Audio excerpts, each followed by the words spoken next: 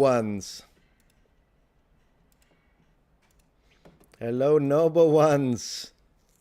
Welcome, welcome.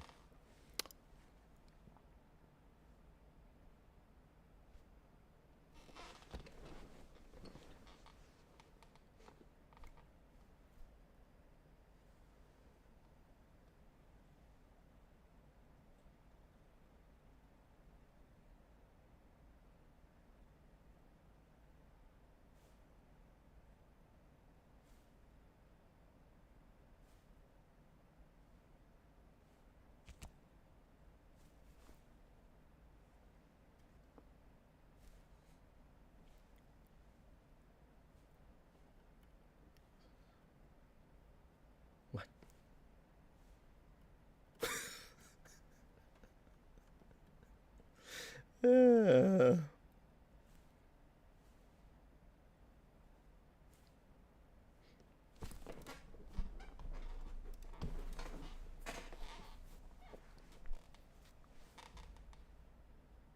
Hello, noble ones. Welcome back to my channel. Holy moly, look who we've got. Yeah. Anyways, how you doing? How you doing? Ooh, hello, hello. Welcome, welcome. So today, man, today, what a beginning. Man, what a start. Hello, hello. Hello, Miss Piggy, not yet, Jupe, but working on it, work in progress. Maybe today. You know what? Today I'm going to use part of whatever super chat membership to get Piggy, to get Miss Piggy. But for now, we've got, yeah. Hello, noble ones and Muppets. It's great to have you here. Is that a frog mouth? Yeah, absolutely. How you guys doing? How are you guys doing? Goodness gracious, WW, welcome, welcome. So yesterday you asked me to watch this, so I'm kind of interested in seeing what we're gonna see, what we're gonna investigate. What do you guys think? Before I jump into actually watching the video, how did he do? How was it? This whole situation with Jordan Peterson, it will be one of, by the way. I know it's the thumbnail and title, that's because we want a little bit of a character Drew, but it's not the only thing we're going to talk about today. I mean, we'll talk about a lot of things, including, yeah. So there is that, but here we are. Here we are. I mean, I think if I ever had, for what I could see up to this point, right? I think, yeah, honestly, I think Peterson it's an interesting character because of course, he has a great ability as a public speaker, professor emeritus and whatnot. He is very articulate, but sometimes I think his own education prevents him, like makes things so complicated that at the end of the day, I truly believe that if this was shown to him, it would say, yes, but what is a Muppet? What is a Muppet? So we'll see if that's going to happen today. If I call him, you're a Muppet, I'm not that I would, because you're a Professor Muppet. I mean, I always use but if I did say that, the answer would be, what is a Muppet? But today we're going to see, because instead, maybe, I haven't watched the thing, by the way, I only watched a few glimpses, and then I thought, you know what, I want to react to this with the noble ones, because I think that would be great. But yeah. Metatron and my holy fans, yeah, for holy fans, exactly, because I don't do only fans, I only do holy fans. And then, as we were saying the other day, if I ever open a metal band, it will be called the Metatron. And last but not least, the reason why I've got my helmet over there is because after the end of this, I put it on, put the medieval helmet on, so I can have a good night's sleep. And with that, let's have a look at who's in chat. Who is in chat? Who is in chat? We'll go Baron, of course. We'll go Baron. Hello, hello, Baron. Got a super chat. Let's start showing super chats. In fact, what you heard a second. Well, you know what? I'm just gonna put this image right here so we know what we are discussing. I'm just gonna do this, and then 1 second, because I'm doing window capture. I'm gonna do window capture, and then I'm gonna put surrounded. Okay, yeah, this way we use the window. Oh god, what the heck happened to this? Let's use the window, ladies and gentlemen. Just give me 1 second, because I need to reshape it for whatever reason. It got a little weird. But there we go. Oh, I think I know why. No, I actually do know why. It's because the other night I was trying to shape it in a way that it would fit for Twitch because, yeah. Anyways, fixed. No problem. No problem. All right. Actually, it's not fixed. This looks weird. What the heck is going on? One moment. Yeah, you know what? I know how to fix it. I know how to fix it. Never mind. Get back to where you were so I can use you later. Yeah, like get back. There we go. And we're not going to use this. Okay, we'll use display capture. Fine. Fine. Display capture it is then. Display capture. Splendid. So we can close this. We don't need it right now. Let me move myself to the right. Little technical issues right there. What a face. Baron, piggy fund. Let's boost the diversity. Well, yeah, absolutely. Because we would have a frog. We would have a pig. So at that point, totally. 100%. Yeah. That's what we've got tonight. So thank you very much. Thank you very much. The Fixatron, that's me. Ciao Metatron, come stai? Bene, grazie, Gaius Julius. And yeah, wonderful. How did you fix it? To throw it away. Exactly. So hey guys, so what did you guys think? Hello from Serbia. Hey Rail. Hello on Twitch. We've got, let's see, X-Tab, Peterson time in the culture war spotlight and life problems seem to have thoroughly broken him. Oh, I hope not. But then again, I can understand because sometimes culture war can get, most of the times in fact, culture war can get really toxic. So I can understand that. And then we've got Legetu in chat. So good to have you here. Camping Master. Hello. GM Lamin. Hello, hello. Hello, everyone. Oh,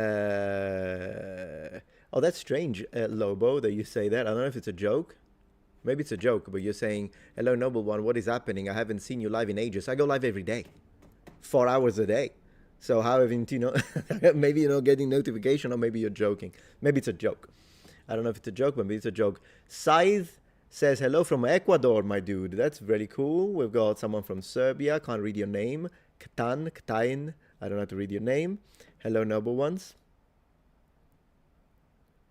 Jerry says, I see you live first time. All right. So for those of you that don't see me live, and then someone says, Osaka Yuri konnichiwa, so hello from Osaka. Hello, hello. If you haven't seen me live, then do keep in mind that you don't have to catch me live. I go live every day, Monday to Friday, 5 p.m. Central Daylight Time. And then sometimes in the evening at 11:30 or sometimes 11 p.m. still Central, I will play games on Twitch. But when it comes to YouTube, if it's 5:30, because, I mean, give me 30 minutes. I'm a Southern Italian. Give me a 30-minute Southern Italian space. And then, yeah, if it's 5 or 5:30 Central, you'll have to adjust to your local time. Just check, because I'll probably be live Monday to Friday. Hello, Passival from Sicily. Where in Sicily are you from?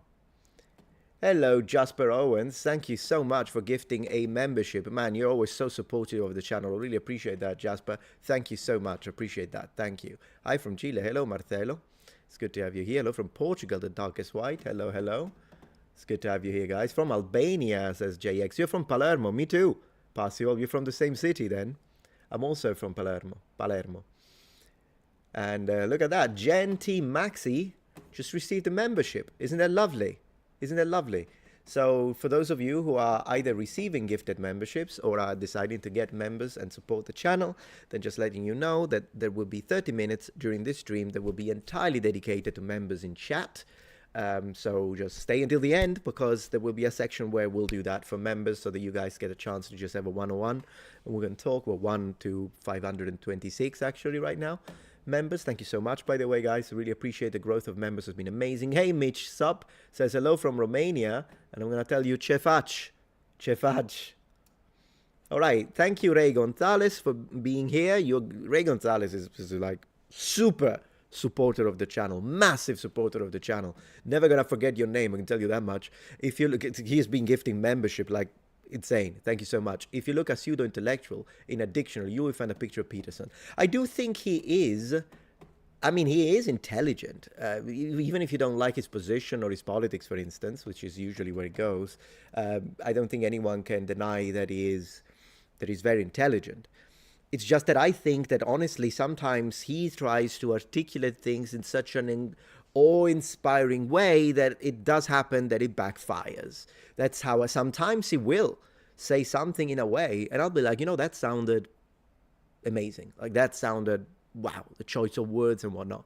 But other times, it's not even, it's beyond a word salad. It's like a word banquet. And when that happens sometimes, then it might actually backfire. I think that's what happens. Now, I don't know if this is what happened in this instance, and I'm here to check it. As always, I'll try to do a fair review of both the positions that he is using to defend, well, since it's against atheists, I imagine religion, and then I'll try to analyze fairly the positions presented by the atheists and see if who I agree with. Of course, at the very basis of all this, I'm a Christian, so I have a Christian bias, but that doesn't mean that I will always consider a position presented by the religious side to be sound if it isn't. And likewise, conversely, if someone on the opposite side presents a logical, right,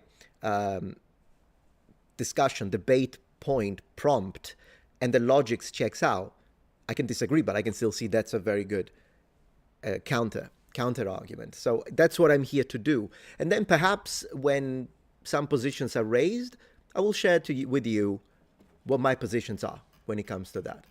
Holy moly, Realtor, 20 members. Massive W in chat for Realtor for supporting the stream. That's incredible. Thank you very much for supporting the stream and for your generosity. We need to have immediately fireworks, guys. Massive W in chat for Realtor. W in chat for Realtor. 20 Metatron membership gifted. Thank you so much, man. I really appreciate your generosity. As always, guys, you're amazing. You're always great during these live streams. I'm speechless every time. The other day was Ray, and then today it's you. And you're all great. Fantastic, guys.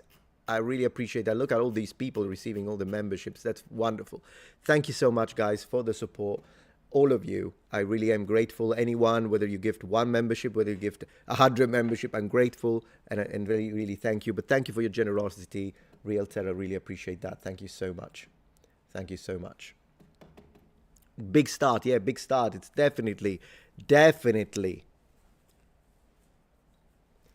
Muppet approved. Definitely Muppet approved.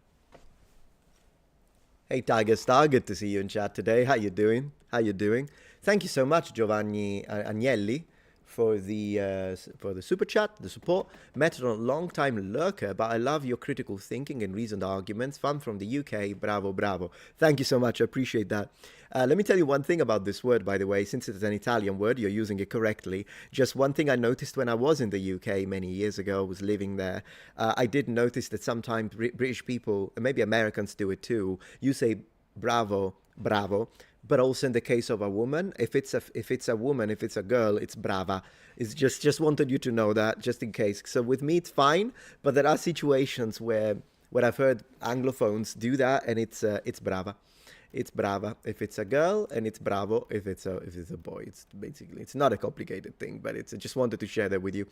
Yeah, so let's see what you guys think, what you guys say. How are people on Twitch today? How you guys doing? Miami in the house, says Jorelio. Hello, buenas noches, ¿cómo estás? Muy bien, gracias. ¿Cómo está usted? Says Q Brandon. Hello. Hello from my San Pellegrino. Yeah, I've got San Pellegrino here, but it's not sponsored. Non-sponsored. And due to the fact that it's not sponsored, you know what I'm going to do?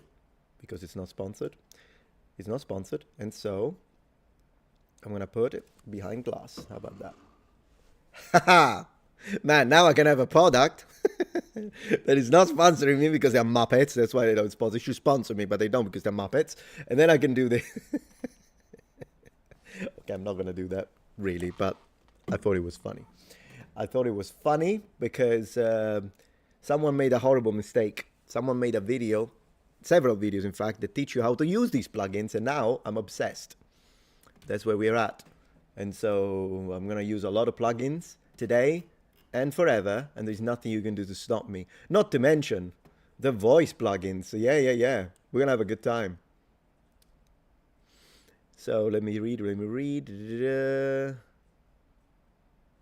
Yeah, of course, if you say it as an English word, said Nicholas, then bravo stays bravo. It's just to the ears of an Italian, it sounds strange if you say bravo, but it's a girl. That's all I wanted to say about that. If you use it in English, it's fine, of course. Not a problem. Not a problem.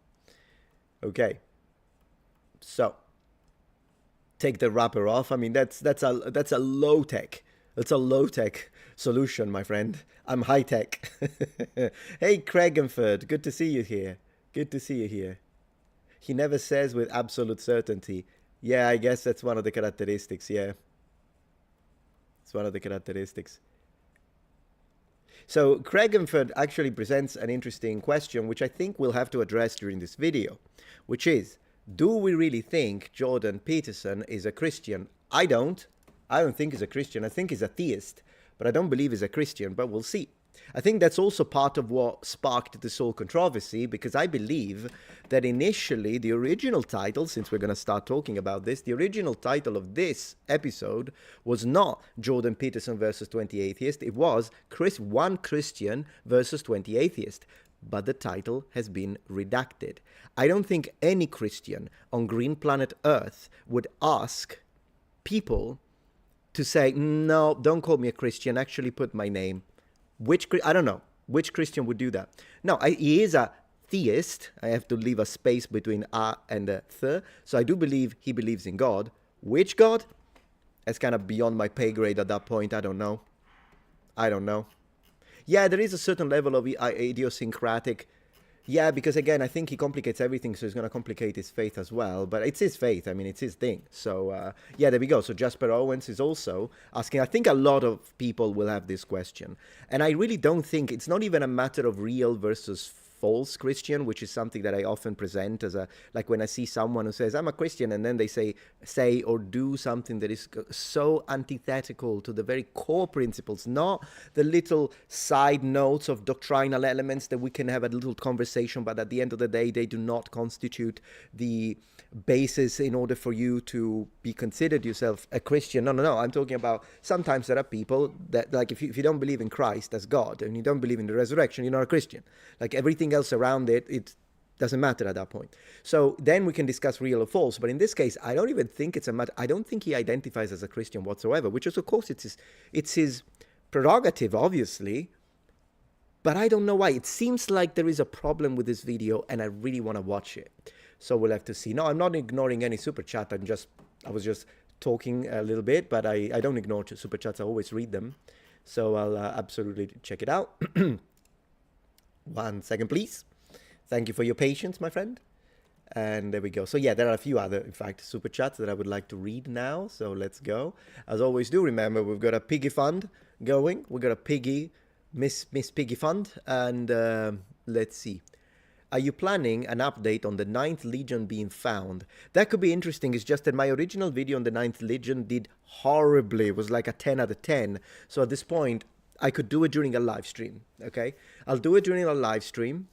We can talk about it, and then I could have an editor do a supercut of that and try and produce an episode.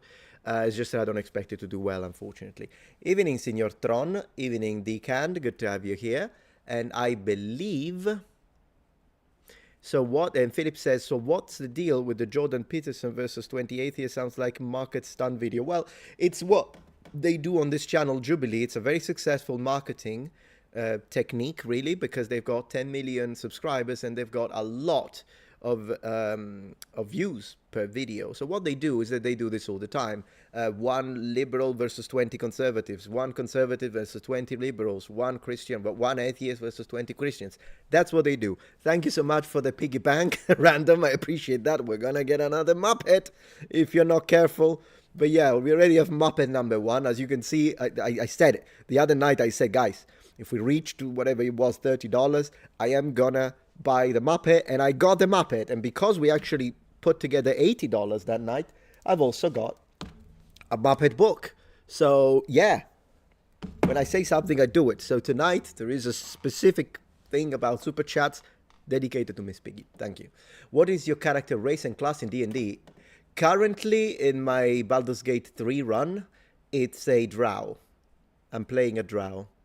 And when it comes to the class, I just only started, so it's just like a warrior, a fighter. I think that's the class, but I'm thinking of doing something cool with it later, maybe with the archetypes.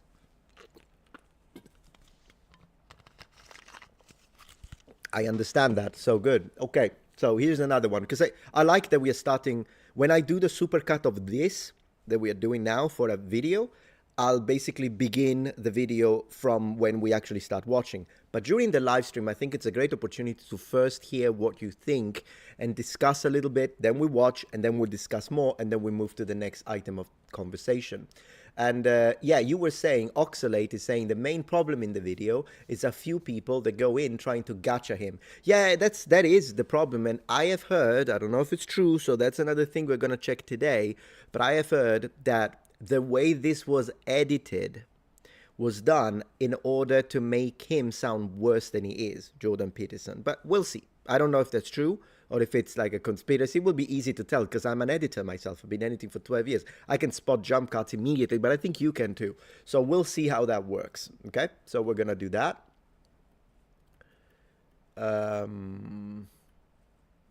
Okay, we have a few more super chats. And thank you again, by the way. You guys are great. And so Philip says, so they cash in on sheep people's need to feel like the underdog. No, I think people go because of the exposure. I don't know if they pay, by the way. I don't know if he received money for it. That, I don't know. If he received money, like it happens often on podcasts, like, for instance, there are podcasts, I believe, for instance, Danny Jones, I do think he offered like $5,000 or something like that. I don't remember how much it was. But anyways, big podcasts will pay you to go as a guest, right? So I don't know if he's receiving money, then he's doing it for the money. But another reason why people go, rather than the regular people here, maybe they are paid too, I imagine a smaller amount, but the other reason is exposure. Because remember, all publicity is good publicity. So if Jordan Peterson, not that he needs it really, but other creators might want to do that. I've seen Alex O'Connor participate, and yeah, that gives him exposure because then people see him, or Jordan Peterson, and then they go and check the channels if it's a creator with a channel. And so I think that's the reason why this is a thing. And then Tom says, after reading his first book, he seems to be best described as a Jungian psychologist philosopher, which isn't exactly atheistic, but also not Christian. Yeah, that's why I was saying, I personally, the way I understand it is that I would consider him to be a theist. And then even Naveem agrees, I don't think Peterson is a Christian. Yeah, I don't think so too, but we'll see how that plays out. And then we got another super chat by Blamb. Thank you so much. What's green and smells like bacon? No idea, mate. I don't know, mate. Yeah, I love Muppets. I love Muppets. Muppets are great. Salve, my friend. Salve. Oh, I appreciate that, Outsiders, that you don't like watching these, but you watch it with me to vent. Appreciate that because, yeah, I think we're gonna start very soon. And of course, still every super chat, every membership is gonna be shown on screen. We always do that. But I'm gonna say, without further ado, how about we start and see where this is going? Shall we? All right, let's go. Let's see what's going on. Then we're gonna have a little break where we talk. So we don't watch it all in one go. We watch, stop, break, talk a little bit, go back, and I think that's how I'm going to do it. Let's see what's going to happen, guys.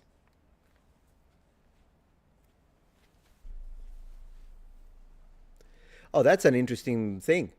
Look at this. Charles said, it's weird because on a podcast a couple of months ago, he was asked if he believed that Jesus was God, and he said he did. But now he says he's not a Christian. Yeah, we'll have to see what's going on. Let's watch it and let's see what happens so we can have an idea. Yeah, also the face. Goodness gracious, the face of this guy. All right, so we're going to get a little bit of an intro first.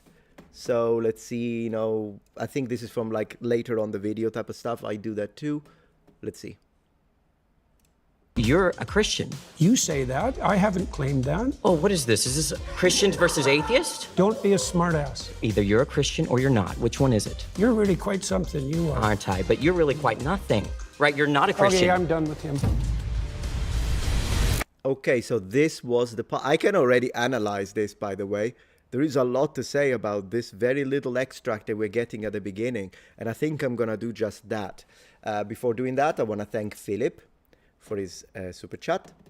I mean, you made it sound like the place where people go to hear that they are right in their beliefs. Oh, I see. That's what it's possible. Yeah, it is absolutely. It is possible.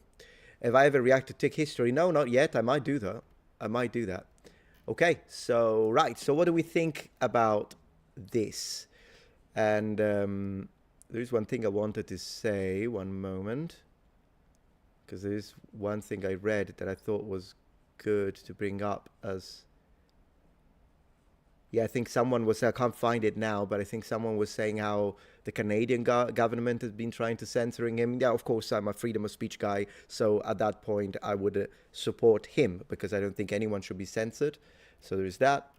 That we might, that we got found it. You said the Canadian government censoring Peterson and making him do social media re-education was the best thing for him, pushed right in his arm.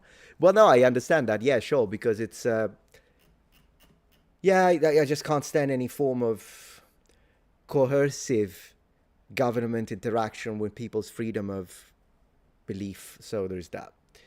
Anyways, let's discuss this. It was a little bit of a cut, so we'll have to watch the entire thing. But he didn't indeed seem to want to admit that he is, whether he's a Christian or not. Let me rewatch it very quickly. You're a Christian. You say that. I haven't claimed that. Oh, what is this? Is this Christians versus Yeah, you say that. I haven't claimed that. atheists? Don't be a smartass. Either you're a Christian or you're not. Which one is it? You're really quite something, you are. Aren't He is dodging the question, it seems, but this is a super cut, so I do not want to use this. It appears, I might be wrong, that he's dodging the question. This guy is a bit obnoxious, but the question he's asking is valid. I? But you're really quite nothing, right? You're not Yeah, he's annoying. a Christian. Okay, I'm done with him. Okay. Hello there. I'm Dr. Jordan Peterson. I'm a clinical psychologist, a professor emeritus at the University of Toronto. Yeah, okay, someone is saying the exchange is way different. All right, so we will wait to pass judgment on that specific instance until when we reach it and we watch it in its entirety. How about that? An author, a podcaster, public speaker, and today I'm surrounded by 25 atheists. My first claim, atheists reject God, but they don't understand what they're rejecting. Okay. Let's see. That could be interesting to see how they react to that. Good afternoon, Dr. Peterson. How you doing? So this claim here that atheists don't know what they're rejecting. My background is in studying to become a traditional Catholic priest, Wow. daily mass, daily rosary, going on long retreats, deep into the magisterium and biblical hermeneutics, like I was thoroughly in it. And it seems like I do. Hermeneutics, for those who don't know, because they're a big word, hermeneutics is the methods of interpretation of scripture in this context, just so we know. You know what I'm missing. Is there something that I missed over years of study, both this issue formally and living out religion so deeply? Well, you obviously feel that you missed something when you were practicing for the priesthood. Your aim Right. was off then. So And there's so- always the possibility that it's still off now. What was off about my aim in the first place? I don't know. That might take a long time to figure out. But Then it seems kind of like this no true Scotsman type of fallacy in which you're the arbiter of people's aims and how they understand those aims to be. How is it that you can claim that people don't know something that you know about their life despite not having met them? well, it's General. obviously a generic claim, Yeah. just like the atheists claim that there's no God is Yeah. a generic claim. In your case, it would have to be specified more, and I'm not claiming to understand what was going on in your mind, but Yeah. my experience with atheists is twofold. Is that they have a very reductive notion of what constitutes God, let's say in the Judeo-Christian tradition, and they've often been hurt by someone who was religious or by the religious enterprise or perhaps by God himself, so to speak, and that's left Yeah. them with an animal. That does happen sometimes. I think there are some atheists, usually not really. I don't know, it's very generic to speak about atheists like this, just as it is very generic to speak about Christians as if you could put everything into one box. But it is true that in my experience as well, when you encounter an atheist who is very combative about it, there might have been some trauma related to religious people. What do you guys think? Anyways, let's see how it continues. Animus. But I think that you have a reductive view of what atheism is. You've I agree with him on this. I do agree with him. defined religion so broadly to include any sort of having aim in life, any sort of cultural archetypes, or having a metaphorical substrate. And atheism to you is a very specific type of like three people in the world that are these Raskolnikov type of, they want to get away with a perfect murder. It seems like you have the reductive view of what an atheist is. Good counter argument up to this point. I want to see how Jordan Peterson reacts to that. Because at this point, I would say, yeah, both. Both are having a reductive view of the other, of each other. Well, let's start with your Yeah, I don't know why he said he had to specify Judeo-Christian, to be honest, but I think he just likes the sound of the words. I might say this quite a few times today. claim. How do you define the God that you're rejecting? Like, what is God to you? You studied in the church, you found that unsatisfactory. How would you characterize what you rejected? I think the average Christian believer, when they say that they're Christian and they believe, they mean some sort of God that is all-powerful, all-perfect, is somehow involved in the matters of this world, and that we look to them through wisdom and with the Logos incarnate in Christ. And it also seems like you don't believe I don't know why wisdom. No, I would say we look to him through faith, but whatever, I guess. I mean, I don't want to be too pedantic. I think we can agree with that definition. Let's see what now he seems like to be attaching something to it. and that we look to them through wisdom and with the Logos incarnate in Christ. And it also seems like you don't believe in religion in the way that the average Christian says that they believe in religion.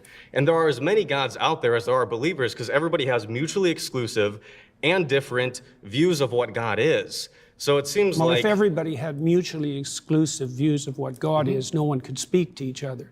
The mere fact of communication... Weird. I disagree with both. Hey, yeah, both were like nonsensical. So let me just kind of dissect this very quickly.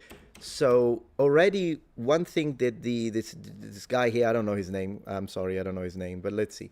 What did he say again? Last section sounded a little strange to me. Like I wouldn't agree with that. Religion in the way that the average Christian says that they believe in religion. Right. And there are as many gods out there as there are believers, because everybody has mutually exclusive and different views. Everybody has mutually exclusive and different of what God is. Views of what God is. I think that's incorrect in the sense that there's both. You do have people that have, like for instance, yes, of course, there are mutually exclusive ideas in different religions, but there are also areas of commonality. Like for instance, in a lot of ancient religions, there is the idea of a father God who is the maker. That could be a point of commonality. So it would really depend on what case by case item of conversation we are choosing to address. It's not always, if you belong to different religions, everything you believe is going to be opposite. So I don't know if I'm strawmanning the guy, but I might have misunderstood him. So it seems Well, like... if everybody had mutually exclusive views of what God is, no one could speak to each other. But this also is a false equivalence that he's presenting here.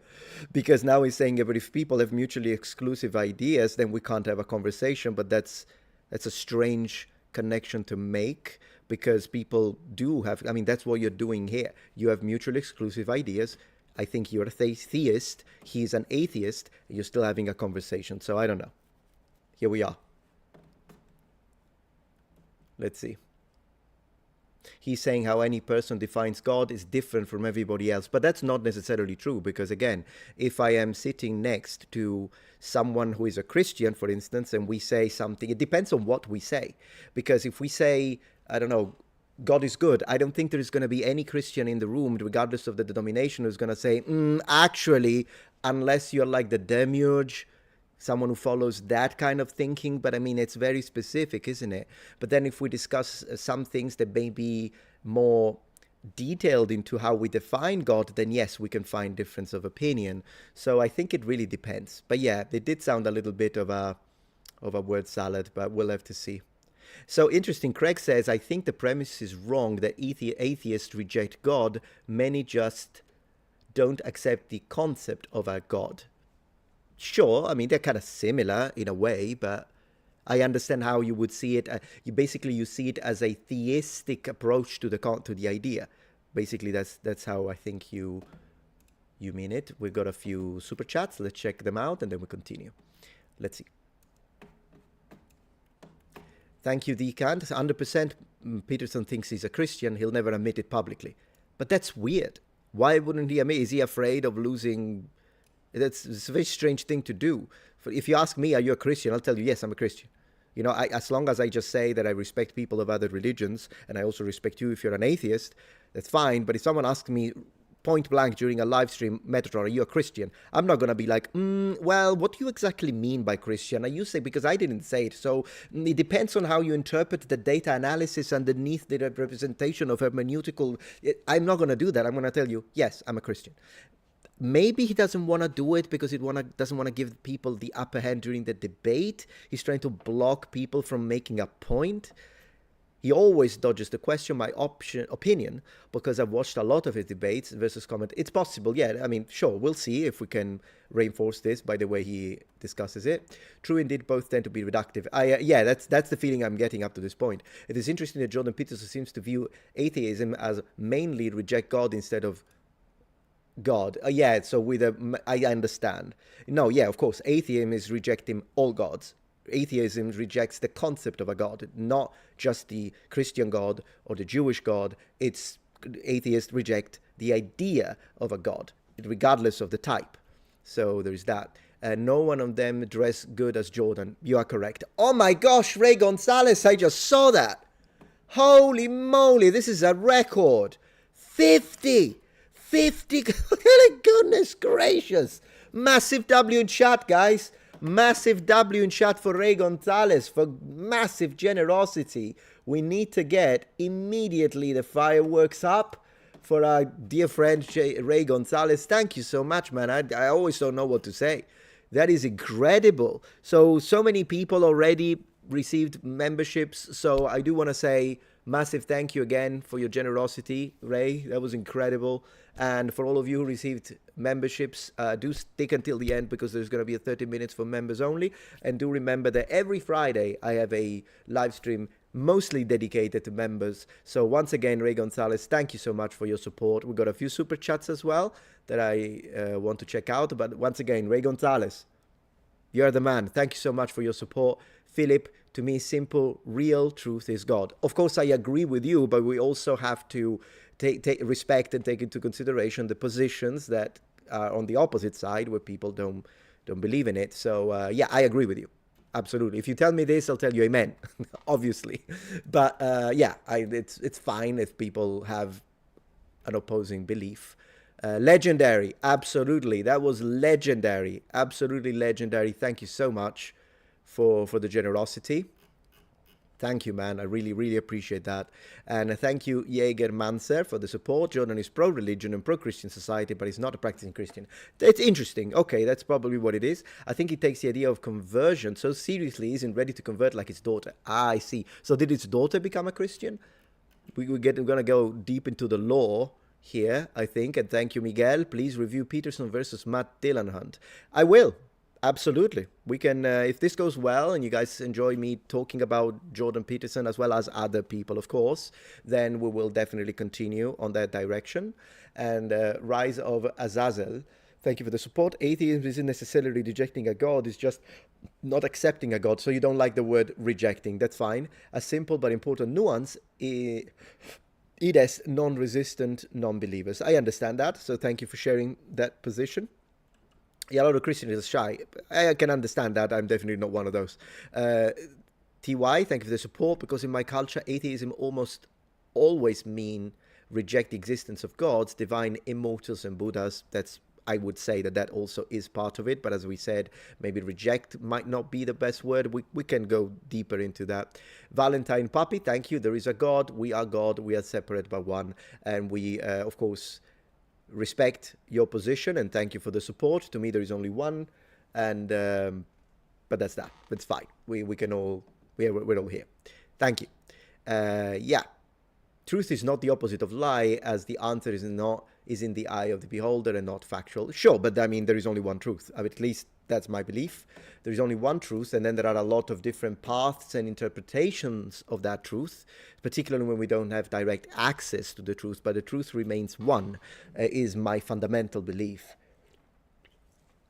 It's either there is a Muppet on my table, or there isn't. And if the Muppet is not there, it's not like your truth is the Muppet is not there, and my truth is the Muppet is there, and both our truths are equally viable. They're not. There is a Muppet. He is here. Now, when he's off camera, then we can have interpretations about it. When we have direct access to the Muppet, then we can be like, you know what, there is a Muppet. But then again, it's just one of those things. But even when the Muppet is not here, the Muppet is still on the table, even if it's outside of direct thing. And what we can do is like try to find ways, like Metatron always references to the Muppets, so maybe there is a Muppet, that kind of situation. I don't know why I'm talking about Muppets. Yeah, pretty much, Greg. He's off camera. Yeah, exactly. That's the way I see it. Yeah. So, cool. Let's see. And then I want to thank, okay, I think I can stop the, I forgot that I had the animation on, but thank you again for the 50, man. That was incredible, Ray. That was incredible. And then I do want to acknowledge Real Ter for the support, Zero Movement, hands steepled, leaning in. He knew tension was coming. Yes, this wasn't instinct. He planned it. I see. The posture says everything. Calm, calculated, full in control. Keep watching it. Absolutely, I will. Thank you for that. A little bit of body language analysis is always appreciated on the channel. We like that. We like this kind of things. And with that being said, we got a Muppet. Woohoo, says Daniel. Yeah, and it's your fault, by the way, among other things, because you're one of those that donated for the Muppet. And the Muppet is here. And the Muppet will be used again today. Let's go. The mere fact of communication presumes a commonality of assumption and definition. And it's certainly not the case that I regard any archetypal manifestation whatsoever as equally I haven't got a clue what he just said. religious. So that's not a real claim. Let me give you an example. For example, there's a sub-narrative in the story of Moses where Moses is rewarded with a glimpse of God. Okay, and that's one of the ways that God is characterized. Yeah, when he hides behind the rock. Ooh, I have a lot to say about that one. Let's see. I've read it in the original language. In the Old Testament stories. Yes. Now, Moses is a faithful servant of God and a good man. At least that's the case within the confines of the story. One possible interpretation. It's the case. Okay, now this guy kind of confuses me. What do you mean? Is there any other that I know of, and I've seen a few, there isn't any other interpretation of Moses not being a good guy? I mean, is Moses still a bad guy? I don't know. That seemed a little extra pedantic there. I mean, I do appreciate pedanticism, but thank you, Daniel. I accept the blame. Praise the Muppet, my friend. That looked like disagreeing for the sake of disagreeing. It's not even being pedantic, because to be pedantic, you need to be right. You need to be technically right. That's pedanticism right there. But let's see. It's within the confines of the story, obviously. Obviously. When we look at the Bible can't precisely say anything because there are so many different exegetical and hermeneutic views of this particular book, and that everybody has disagreed historically. Once again, exegetical means the exegesis is the critical examination of text. So critical textual analysis is exegesis. I'm saying that for those who may not be familiar with big words. When I know a big word, I'll say it. If I don't know it, like a second ago, he put together, I mean, I knew the words. In fact, with Jordan Peterson, I know the meaning of every single word. It's just a combination of the words. Sometimes I kind of miss it. But in this case, that's what that means. Yeah, of course, there are a lot of different interpretations of the Bible. I agree, and translations as well. With that being said, I'm not aware of any interpretation of the Bible that says Moses was a bad guy. So there is that. But then again, Historically on, it seems like even the most benign detail about a book this big, and it seems like you can only since we're going to be pedantic, it's a collection of books. say that the Bible says something if you first presuppose that it's univocal. No, that's insane. Something does not, and no text needs to be, and that actually doesn't even have to do with religion. We can go into the ancient, the same thing he said. If we were to apply it to the classics, we wouldn't be able to read any classic text. The simple idea that a book needs to be univocal, so everyone agrees perfectly to the meaning of everything before you can even debate it. Was that the notion? That's nonsense. So let me re-listen to that a little bit because it's strange. The Bible can't precisely say anything because the Bible can't precisely say anything. There are so many different exegetical and hermeneutic views of this particular book, and that so the Bible can't say anything because there are so many critical interpretations of the text. You could say that about every author in classical antiquity, every single one. particularly like the ones that even have the propaganda attached to them, like Vegetius, just to say one, or Historia Augusta is another one. There's a bit of a strange way to put it. Everybody has everybody has disagreed historically on, it seems like, even the most benign detail about a book. Once again, the same can be said of almost every text of antiquity. He's probably not familiar with that. This big, and it seems like you can only say that the Bible says something if you first presuppose that it's univocal. No, that's nonsense. So your claim essentially is that Moses in the Old Testament plays the role of a villain or is irrelevant? Because the alternative claim I'm is saying that we he's can't good. know, because we can't talk to those authors. If you are going to start with the presupposition we can't talk to those authors, hence we can't know. Yeah, we can't talk to Socrates either. We can't talk to Herodotus, the father of history. We can't talk to any, like this. It's very fallacious. The logic is breaking down, unfortunately, in this case. Thank you so much, Sikensu. I thought we were talking only about Moses, only one instance about Moses, but this guy's talking about, yeah, exactly, yeah. I think he had prepared this, the kid here. He had prepared this and he wanted to use it. So the split second that he mentioned anything in the Bible, he had this little prearranged section argument where he was going to say, well, we can't trust the Bible because we can't talk to the authors. True, but then we couldn't read anything. We can't read Giovanni Gentile, so we can't define fascism. Of course we can define fascism even if we can't talk to Giovanni Gentile because there is textual analysis. And so there is that. Anything, let me see. And then thank you, a member, can you make an episode about Wrangler mythotype, if you didn't already make it? No, I don't know what this is, so I haven't made a video about it, but I'll consider it as an option. Thank you for the support and for the suggestion. Let's continue anyways. This is going to be deep. that there's nothing I can say about any of these stories that you're not going to disagree with from the perspective that there are multiple potential competing claims, then I can't speak with you. So and we also have a short time here, so I want to get to the core of what you're arguing here, and I'd love if we could the core of what I'm arguing is... Yes, before we jump into that, I want to read something. That's interesting. Look at what Nicholas says. Nicholas, as talking about Moses, says Moses had a dream. Now, this is something that can be an item of conversation, because he can say there is the whole situation where Moses is hiding behind the rock, and then God in his glory moves in front of him, and then he has a glimpse from behind and even gets burnt and then needs to stay in the tent for I don't know how many weeks to heal.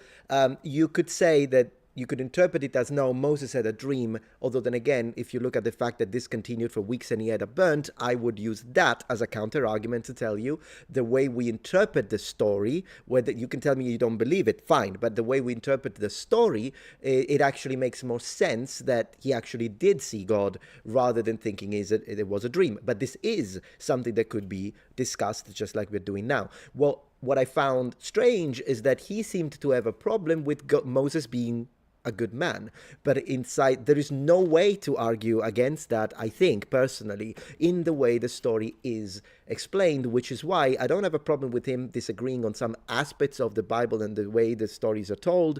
It's just that one specific looked like just wanted to disagree for the sake of disagreement.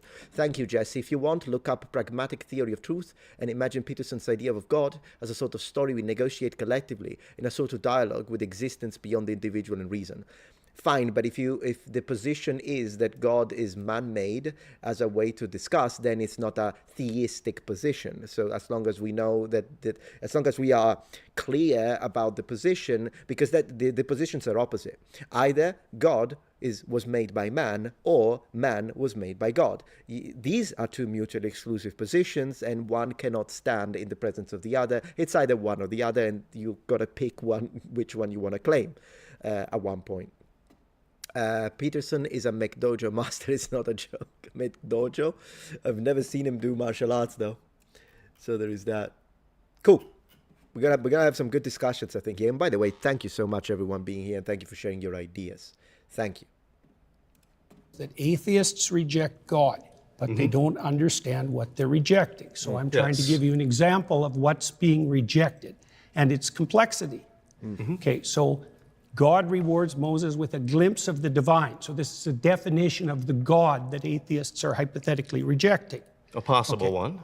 I said Oh my I didn't gosh. say the. Yeah, I gotta say, I mean, I don't know. I'm not a fan of his huge word salads, okay? Not a fan. But this guy is really nitpicky. Like, this guy's like, actually, must be a Redditor. I know. said That right. is possible, yes. Okay. So despite the fact that Moses is a stellar character, Okay, one second. What's happening in chat? What is happening? Did something happen in chat? What's going on? YouTube dropped? Oh, they're blocking it? Okay, one moment.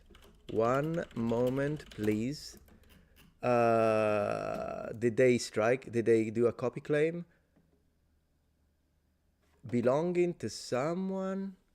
Okay, so let me move to full screen. One second. I'm gonna move to full screen and we'll see if it comes back.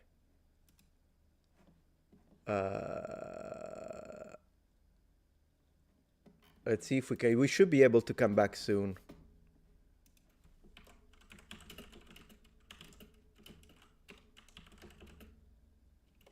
Yeah, we will probably come back soon. It's not a problem. Let me make sure filters. Okay. Temporarily blocked because we detected video belonging to someone else. If you plan to continue, please ensure that the content owner has added your channel to their allow list. I see. Well, we'll see how that happens. We'll have to wait a second and see if we come back.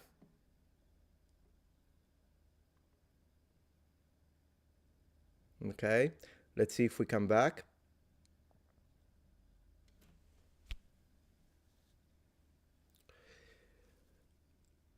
Let's wait a second.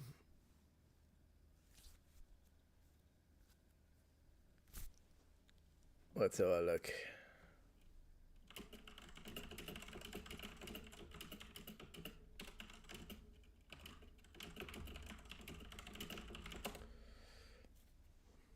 All right. Oh, we're back? We're back? I'm back. Okay, good, good. Let's talk about what just happened. Let's talk about what just happened because I'm gonna share my screen in a second. I'm gonna share my screen. Welcome. All right, so thank you guys, thank you. So this is something that we have a little bit of experience with. So unfortunately, there are channels when they're very big, they do this. So they automatically copy claim anyone who does a video response or who even does a live reaction. Now, when I do it and it's not live, what happens is that the video gets a copyright claim, then I ask them to remove it, and usually manually, for instance, the likes of Joe Rogan, always remove it within a day and then I can post. When it's live, however, yeah, I'm going to make it smaller. I'm going to try again. But when it's live, this has happened to me with Joe Rogan and with History Hit once. So it's not a policy violation. It's not. Fair use is on my side. I'm in the right here. But unfortunately, these channels, they use companies, okay? So big channels use separate companies. Oversimplified is another one. They use big companies that claim everything. They've got an army of bots that claim anyone who uses the content. And then you need to specifically ask the channel to put you in their allow list so that you don't get a copyright claim or get blocked when this happens. Now, we're going to try again. For instance, Oversimplified did whitelist me. And he said he has no problems with me reacting to their content. In fact, they like it. And I'm whitelisted. Joe Rogan, I don't think they put me in an allow list, but they do remove the copyright claim within usually 24 to 48 hours from my videos, which also means I cannot react to him live, unfortunately. I thought, hey, let's try Jubilee, but unfortunately, as you can see, yeah, we're going to put a filter over it. I'm going to do it. I'm going to do that. I can do that. So we're going to try that. Maybe we'll skip this. No, remind me later. Thank you. So I'll try and bypass it. So what we're going to do now, it's nonsense. Obviously, it's nonsense, and I'm in the right. This is absolutely fair use, and they know it, which is why, it is what it is. But anyways, we're going to try again. I just want you to know, I should have said this before when we started, I just forgot. But I should have told you that this could happen. So we're going to do it. We're going to watch more. And then if this happens again, we're going to try and keep it small, see if that helps. Unfortunately, if it happens again, we're going to have to do it in pieces. All right, so I'm still going to do it. I'm going to speed it up a little bit. Exactly. We're going to speed it up a little bit. We're going to put a filter over it, and we're going to keep it smaller. Because we were able to do a decent amount before the bot did it, almost an hour. So we're going to continue. We're going to do it, and maybe we can continue another 15, 20 minutes. If it does it again, then we'll see. If it only does it every like 30 minutes, then yeah, we can do that. We can pause it, talk a little bit. I'll try not to let them speak too much. I apologize for that. In editing, I'll put the clips together, but I'm going to have to interrupt them a bit more. So we're going to do that. But one thing I want to say, so we're going to continue, don't worry guys. But one thing I'm going to say is that they are Muppets. Anyways, all right. Thank you guys for your patience. I appreciate, by the way. So we're going to continue, guys. And do let me know, anyways, because I did see like everyone going exploding. I'm like, well, goodness gracious, what's happening? Yeah, of course, Twitch side is unaffected. Twitch side has the ads, but yeah, well, this one does have ads too. Twitch side is also unaffected. So in the worst case scenario, guys, if it becomes impossible, we'll just move the entirety of the viewer watch on Twitch and we'll watch there. But let's try and continue on YouTube because I do like streaming here and do the multi-stream. That is more beneficial for me to have a multi-stream. But I'm telling you, if they continue and this keeps it becomes impossible, then we'll move the rest of the show on Twitch, and that's what we're gonna do. But let's continue. I appreciate that you're being very, very appreciative. Thank you so much for that. There are a few super chats, in fact, that I need to read. So let's put them. And when I do read the super chats, I'm gonna put James Bond. I'm gonna put James Bond. And while we're at it, do you want me to ruin this picture for you? Try to think that this is not his finger, but it's an extension of his mouth. Now unsee it. Good luck with that. Good luck with unseeing that. Anyways, let me read it.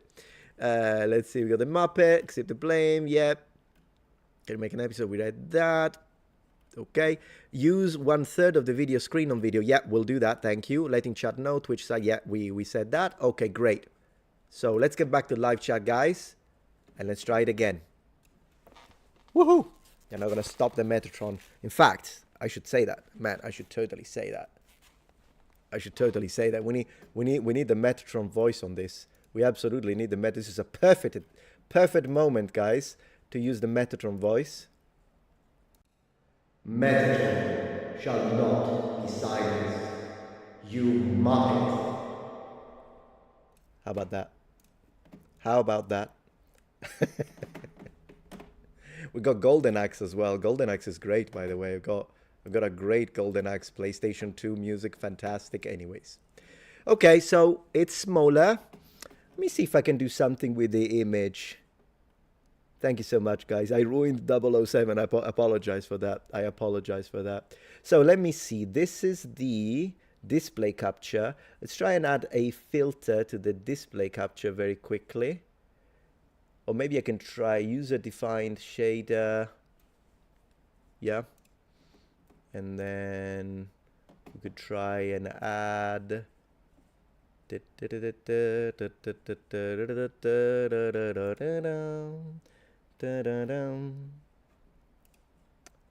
Yeah, maybe later.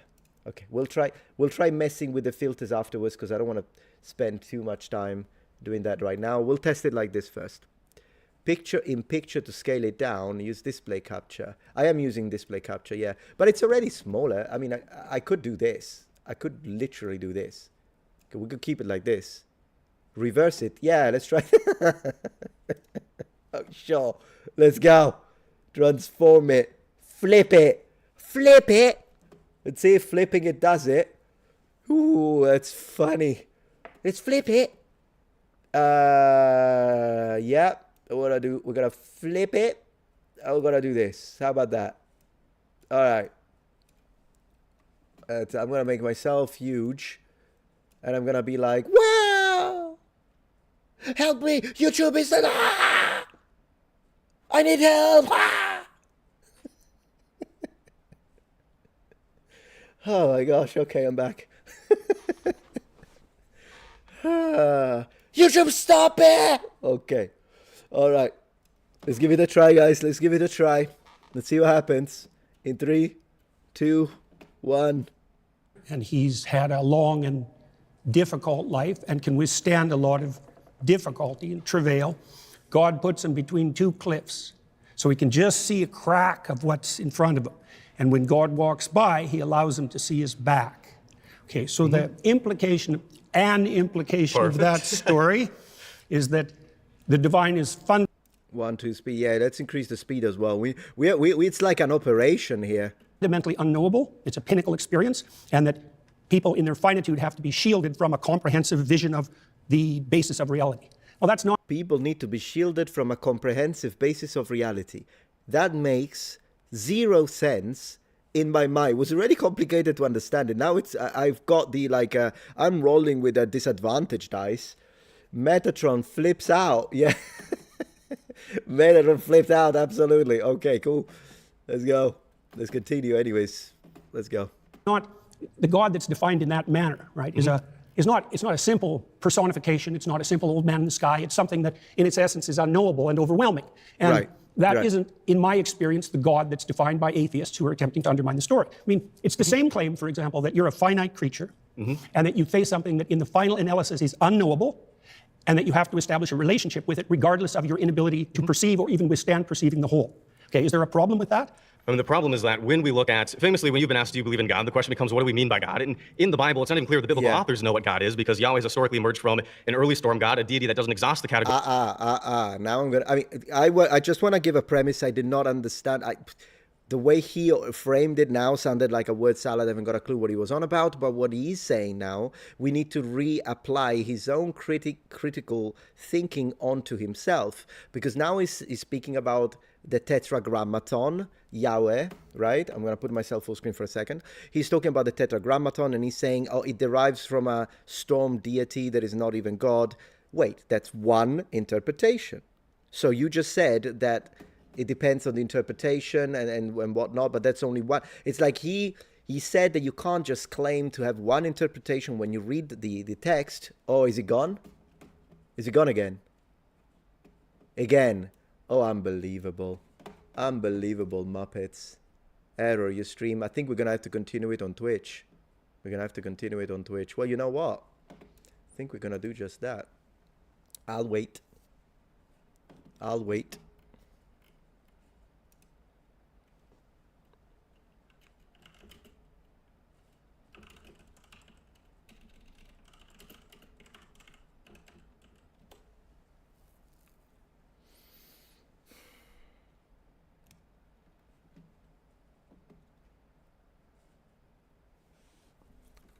I need to do this. I need to do this. You wait a second. I need to see when he comes back. Guys, when he comes back, they're gonna get the Muppet. That's how it's gonna be. Let's see when he comes back.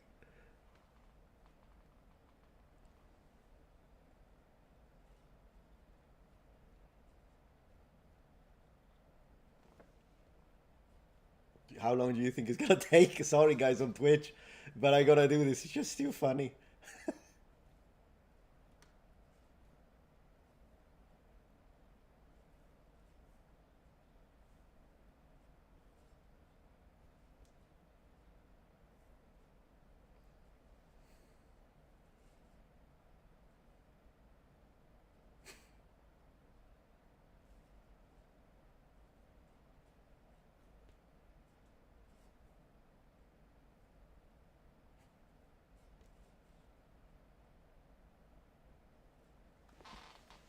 Unbelievable. What Muppets. What Muppets. This is incredible. Man. What on earth? Literally. Oh, that's really annoying, isn't it? Kind of a, yeah. It's funny because someone was even saying, "Oh, it's not censorship; it's copyright." There is a law in the United States. I'm just gonna say it now because I know people are gonna say that you're not being censored. Okay, fine, but there is a law in the United States. I'm just gonna share it with you. I'm gonna read the super chats, by the way, in a second. One moment, please. So, copyright. Under Section 107 of the Copyright Act of 1976, allowance is made for the fair use for purposes such as criticism, comment, news reporting, scholarship, and research. Fair use is a use permitted by copyright statute that might otherwise be infringing. Non-profit educational or personal use tips the balance in favor of fair use. Children's faces will be blurred to protect privacy. All photos and videos were originally posted publicly on social media platforms. All commentary in this video is stated as a matter of opinion. All opinions in this video are my own. So there's that. Okay. Oh, this is so annoying. This is so annoying. Okay. That's fine. It is the automated system, yeah, because of course they don't have a case for the copyright thing, that they don't. It's an automated bot. I know it's an automated bot. So what we can do, guys, is we can switch momentarily to Twitch for this section, if you don't mind. I'm going to give you the link. And this way we can continue it. And then I will probably have to do a YouTube. Yeah, I'll do. I live stream on YouTube every day. It's just for this one, we'll just have to continue it on Twitch. So what I'm going to do is I'm going to continue, I think, the YouTube stream now, but we're just going to talk about something else. In fact, we can discuss this and talk about other things and continue the live stream. But then I might continue. No, I am already on. I am on Twitch. Oh, you don't Twitch. I'm sorry about that. Well, there will be a supercut of this anyways. Okay, so I will put a video together. I'll upload it. They'll copy claim it. I'll tell them, threaten them with court. They'll drop it. It's how it always goes. So there will be a video where I will comment on the whole thing in case you're not on Twitch. But if you want to see me comment it live and you want to also share your opinions, then I'm gonna have to continue it and do it on Twitch. Yeah. With that being said, you say watch yourself on Twitch. Well, right now I didn't have any problems on Twitch. It's just that I'm gonna have to do it. We'll have to see when. I'll probably do it either tonight. I could do it tonight. So now we do continue the stream here. We're just gonna talk about something else. Yeah, I will probably continue it. I'll do it tonight. I think that's what I'm gonna do. It's just one of those things. Unfortunately, they just don't let you do the live stream reacts, which is just saying, because live streams reacts are good. But I do want to finish my point when it comes to that. The idea, the idea that the kid was talking about, and he initially said that there are a lot of different interpretations. So Jordan Peterson couldn't bring up the idea of Moses because it depends how you interpret it. So you can't just say that your position is the one that is the correct one. But then he did the exact same thing with Yahweh, and that is a very contested element. In fact, I strongly disagree that there is any connection with the storm god, having reviewed the evidence. And I understand that it's one of the possible interpretations of the origin of the Tetragrammaton and the way we read it. If Yahweh is even the correct way of reading it, we don't know because we already have the consonants. Personally, I think Yehovah is a more reasonable reading of the Tetragrammaton, but once again, we don't know. It's just that it was strange that now he used it as a categorical statement of fact, and he said, well, Yahweh, we can't define God because Yahweh is the storm god and wasn't even a deity. And again, he's literally choosing one interpretation, which is fine to do. By the way, you can choose one interpretation, but then you need to allow your intellectual opponent to do so as well, right? And that was the idea. And that was the idea.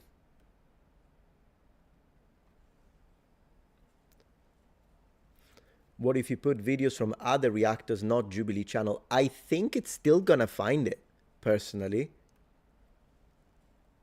Maybe. And then let's see what you guys were saying. Yeah, I'm gonna do it on Twitch, Dick. No problem. Let me see what else.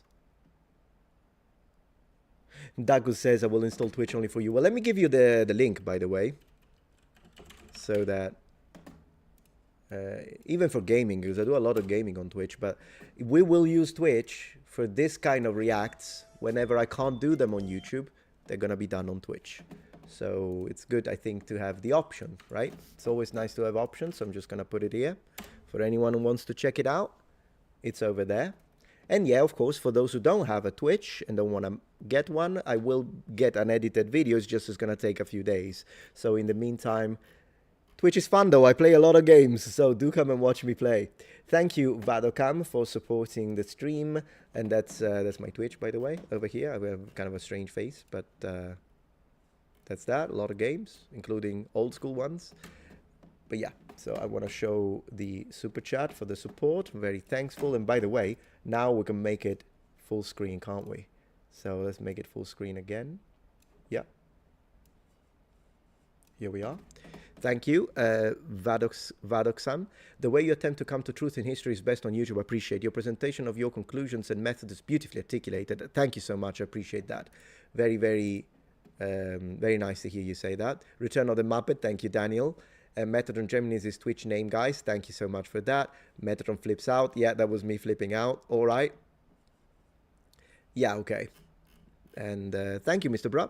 You should consider a video reviewing the evidence for the storm god hypothesis. Yeah, I'm happy to do that. It could be something that we could... Because as I said, I have reviewed it for my own personal study, but I never actually produced a video dedicated to it. I do want to thank, by the way, while we're at it, thank you so much, Elos22, for subscribing with Prime. Of course, if any of you has Prime, you can subscribe on Twitch for free if you still have the Prime subscription that you can use for a streamer every month.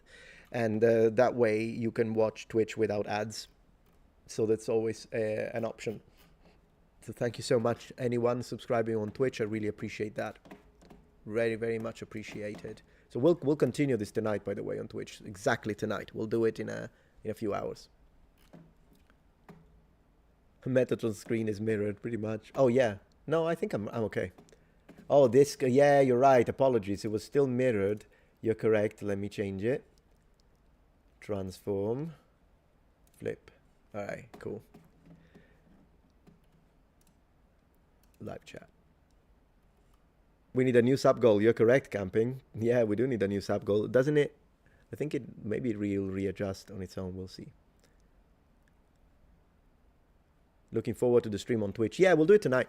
Absolutely. I'll try to go live a little earlier than usual, so then we also get to play games, because tonight I want to play a few games. I'll try to go live on Twitch at 10 p.m. Central Daylight.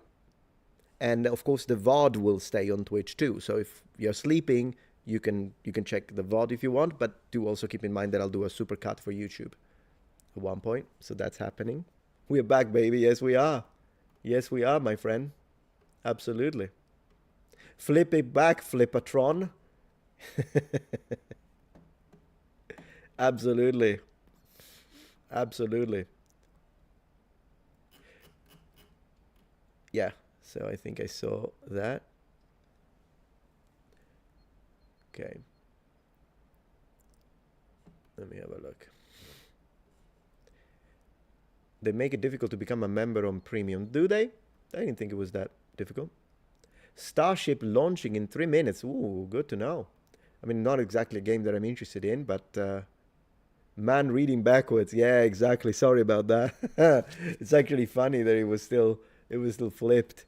Goodness gracious, guys.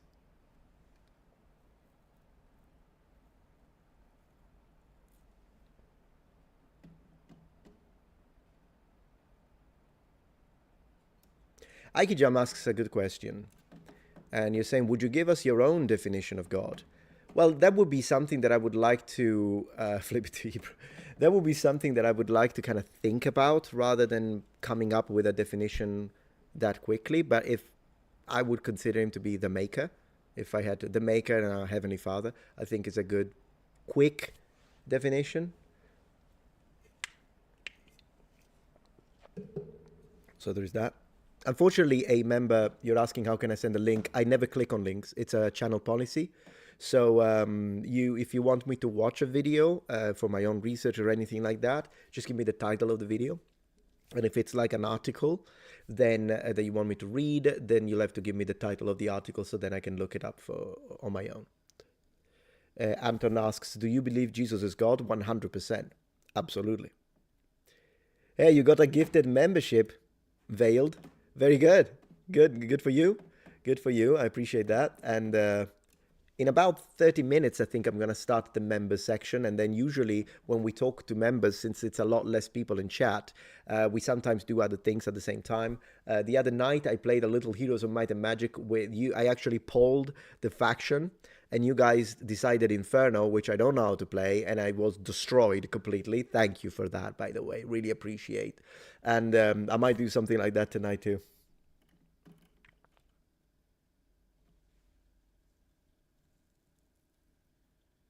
That's what you get for speaking about God and free speech, yeah, I guess. Hey, Melanie, so good to have you here. Hello, hello. Well, luckily you could rewatch the VODs on YouTube. We had some problems with the section with Jordan Peterson. We managed to review for about an hour, and then we started getting consistently copy claimed, so I had to stop. So I will continue reviewing the rest of the podcast on Twitch. Because on Twitch it seemed like it was going fine. And then, so we're going to have to split it that way, but there will be, of course, an edited video on YouTube here. Yeah, I'm back. So yeah.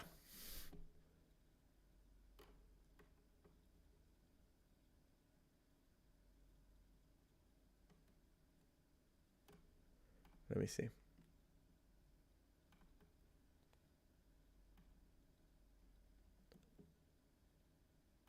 Defining God in human terms seems insufficient. Oh, yeah, of course.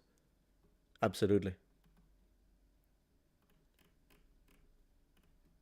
It's an approximation anyways. Even if you had the best theologian and in combination with the best linguist on the planet, it would be an approximation.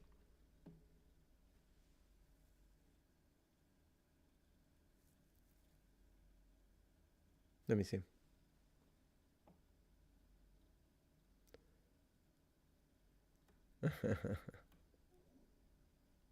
So let's see.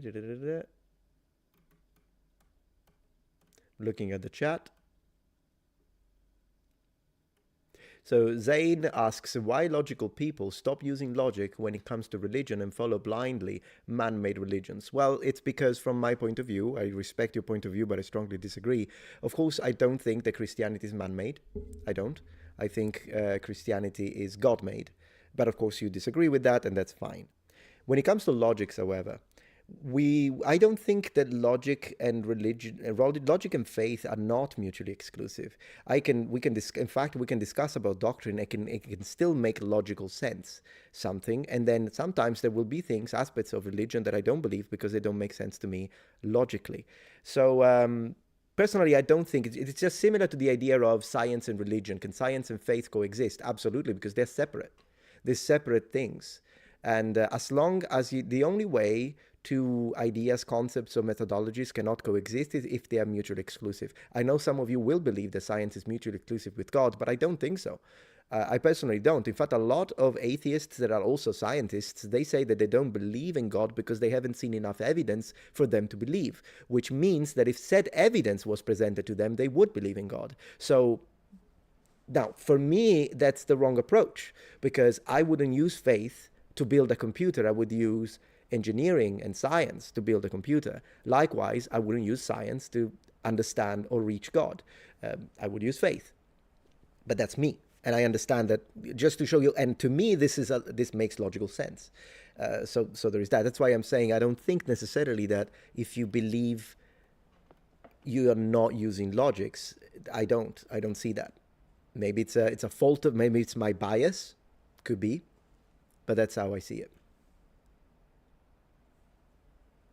Not to mention a lot of like the beginning of university and studies, it was connected to religion, a lot of it. If religious people couldn't be logical, then Oxford University couldn't have been built in the Middle Ages, because everyone was religious at that time.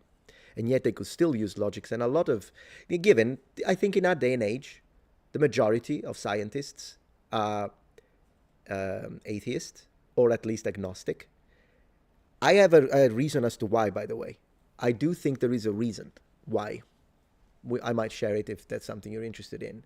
But yeah. Ray says, and I appreciate that, that doesn't make sense. You're using logic to come to a conclusion you have already formed. No, I don't use, yeah, that's maybe it's a misinterpreted, like it's, I misspoke, I think. I didn't explain this. I don't use logic. I don't believe in God because of logics. So yeah, absolutely. If I had to use logics alone, and because I'm a very science-oriented and fact-oriented individual, I would be agnostic. I wouldn't be atheist, but I would absolutely be an agnostic today if I had to use logics and evidence. And I would just tell you, guys, I don't know, we'll know when we're dead, and I have no idea. And maybe I would be one of those agnostics that say, as of now, I don't see any evidence, so I kind of lean on the idea of not there being a God, but we'll see when we're dead. That's where I would have been. The reason is not logics as to why I chose to believe in God, and I chose to believe specifically in the Christian God. The reason is that I had personal spiritual experiences. Now, of course, you can tell me that's nonsense, it's in your head, it's your right to say it, but the reason why is, I believe, I have explained on a dedicated video titled Why I Have Faith, where I shared 3 out of many experiences that changed me completely. And because I had those experiences, and you can tell me that you think probably because they existed, they happened.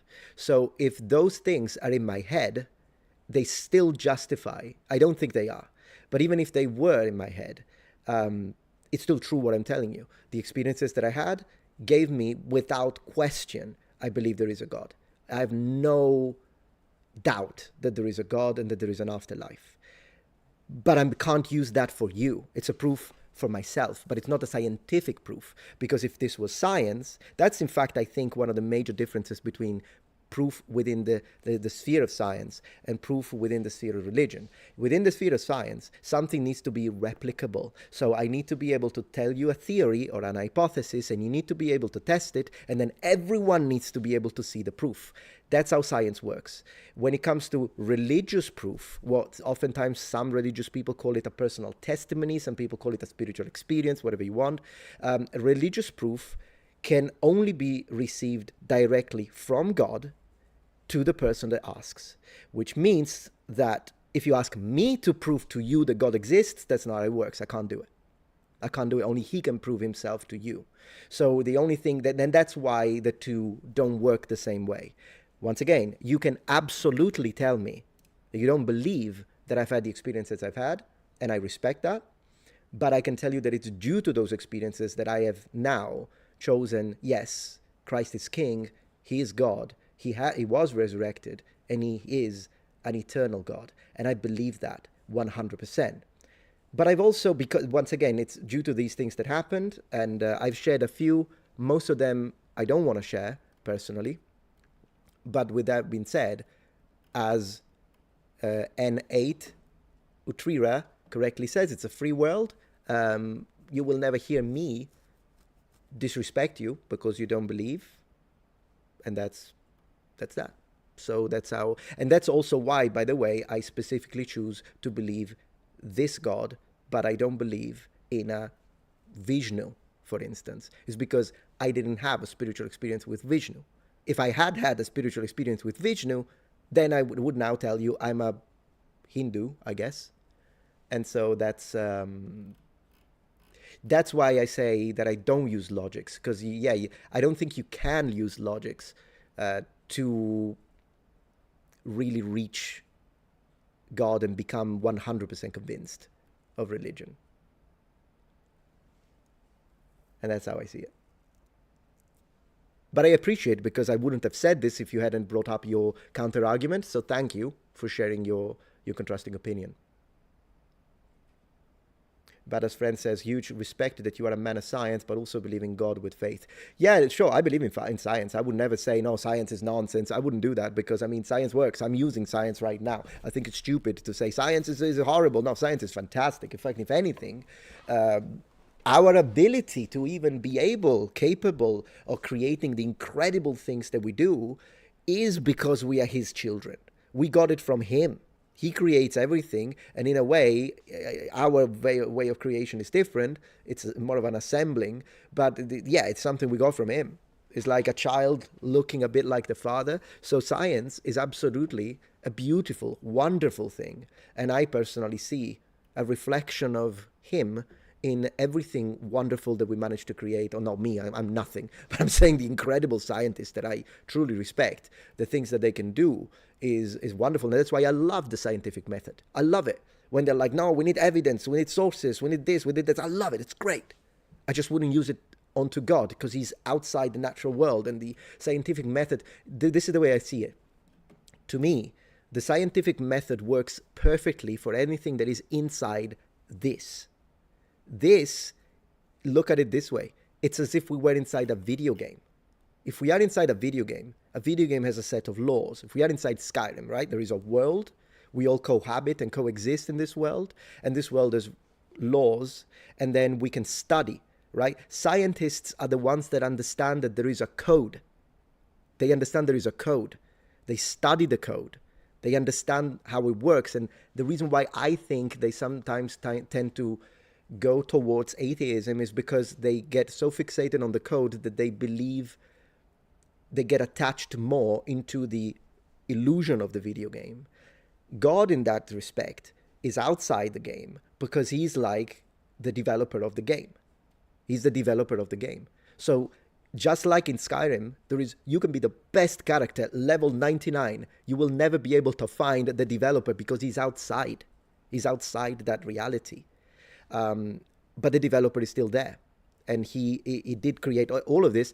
And if we really want to go and bring this analogy to the extreme, to me, Jesus is the developer making his own character and getting into the game to show us how to play. And I think I'll stop the analogy there, but that's why, for me, science is wonderful, but it's confined within the limitation of this world where we inhabit.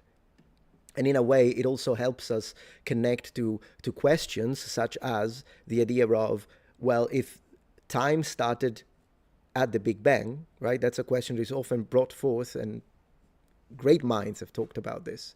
They say the time started at the Big Bang. So before the Big Bang, there was no time. So there is no before the Big Bang. And that kind of messes with your head, because how can it be? So technically you can't say before because there is no time, because time started on the Big Bang, right? To me, that does make sense within the confines of this analogy, if you allow this for sake of argumentation, because it's as if the Big Bang is when they pushed the power on the server, on the tower. That's the Big Bang. That's what created everything. Before, there was nothing. There was nothing within the game. There was nothing. But outside of the game, there is a developer, there is a creator, there is an engineer, they push the button. All of that is outside of what happens inside that reality. I love looking at it like this, but that's just me.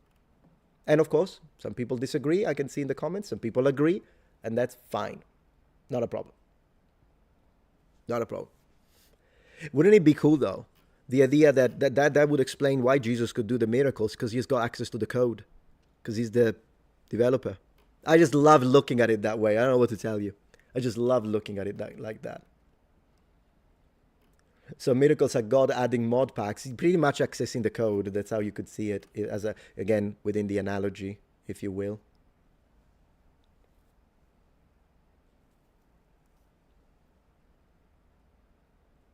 I don't think there's anything blasphemous about it, Andre, because we do call him the maker. What's wrong with calling him the developer if we want to? There's nothing wrong with it. We are using already different terms, and we don't have to always use, for instance, medieval terminology to describe what we believe in. It's fine. We can use modern terms if we want. If it helps explain an idea, then I think we can use modern terms if we want to. Oh, the cheat code part, I see, I get it. Sorry. Yeah, sometimes it's difficult for me to understand. Contemporary terms, yeah.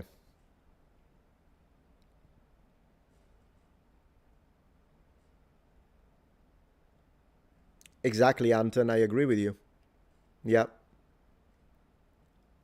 Kitten said it's not like the Big Bang Theory came from a Christian or something. No, I know, but because I'm one of those Christians that doesn't deny science, when you show me that has a lot of evidence, then I'll tell you, okay, well, let me see how I can interpret this and how can I match it to my beliefs, because I'm willing to accept it. I'm not someone who's going to, that's why I'm an old Earth creationist and I'm not a young Earth creationist, even though I respect young Earth creationists. If that's what you believe in, great. But for me, I believe in old Earth creationism because, yeah, I don't reject science. The only thing, though, is that we have to also consider that science changes. Science is not immutable. Otherwise, it would be a doctrine. So 200 years ago, scientists were certain about things, and then these things were proven wrong. But during the lifetime of those scientists and people, if they had been dogmatic about it, and they said, well, this is science, this is the proof, it's just that they didn't have access to higher laws than now we do have access to. So yes, science is great, but we always have to leave a little window, because there are situations where, of course, we are like, this is how it is, and that's that. But there are situations we don't know what we will be able to understand in 400 years, just like an ancient Roman wouldn't have been able to even remotely consider the things that we can do now. They would have thought it was impossible. That's why there is the wonderful expression that says, any sufficiently advanced technology is indistinguishable from magic. Because if you told an ancient Roman, even the most scientifically oriented mind of that period, if you told them mankind will be able to make machines that will go into space, they'll be like, first, what is space? And second, they would have said reaching the stars, for instance, or reaching other planets. They would have said that's impossible. It's because they didn't have the same science we have now. Likewise, we now do not have the same science we'll be able to have in 500 years from now, also considering the application of AI, hoping they don't destroy us like Terminator. And so if that's the case, then we shouldn't be dogmatic about science. We should always be in a position where we say, up to our current understanding, this is the best theory we've got about law of thermodynamics and whatever you want. But you cannot be dogmatic about it. Like, no, you can't reject it. No, you can reject it. In fact, that's the problem.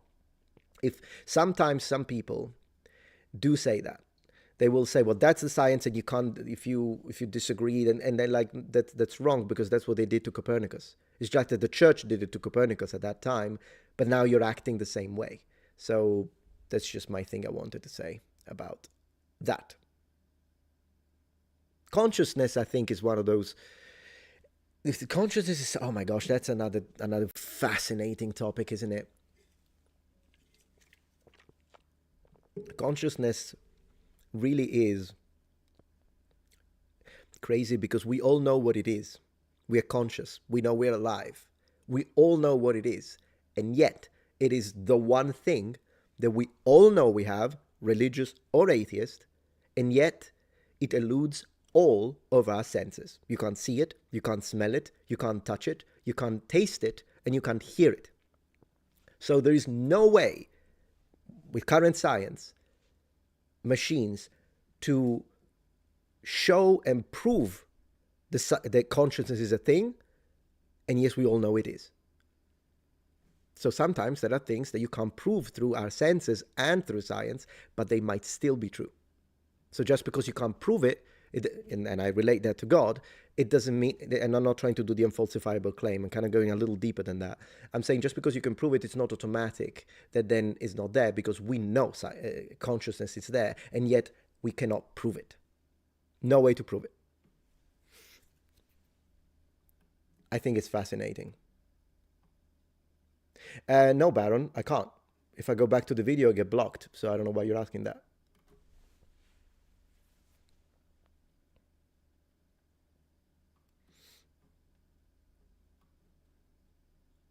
I mean, I could try, since it's been a while, we could try again, but we could get a copy claimed. If you're cool with me trying, consciousness isn't real. It is real, though, because I'm conscious.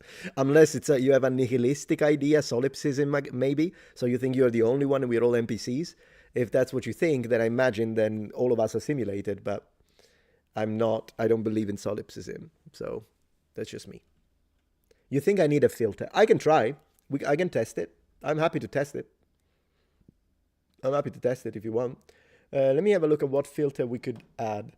But can I add filters the same way as I do? Let me see. So when I go to video capture and click filters, yeah, use defined shader.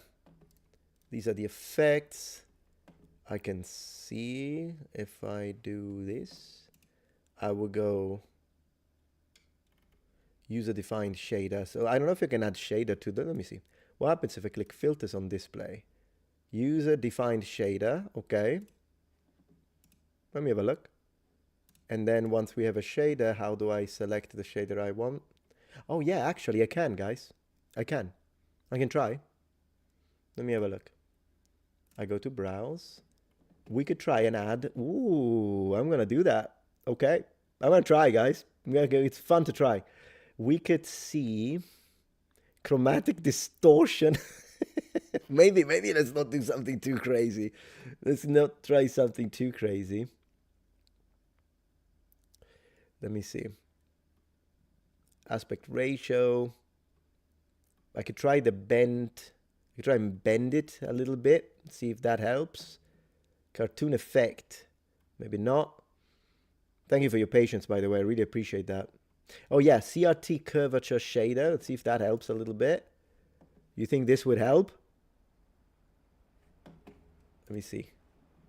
You think I need to do more, or do you think that this might be enough? Do I need to change the colors?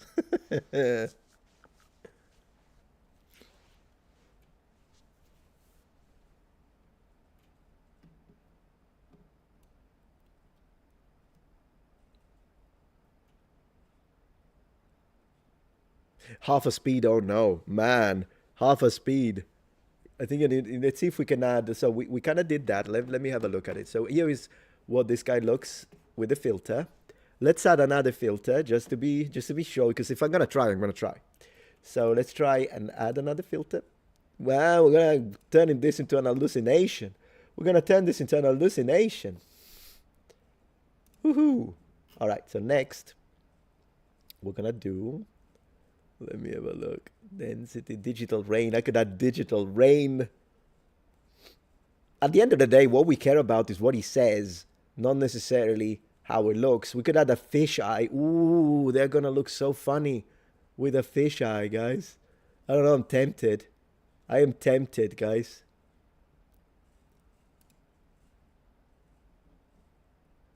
You see.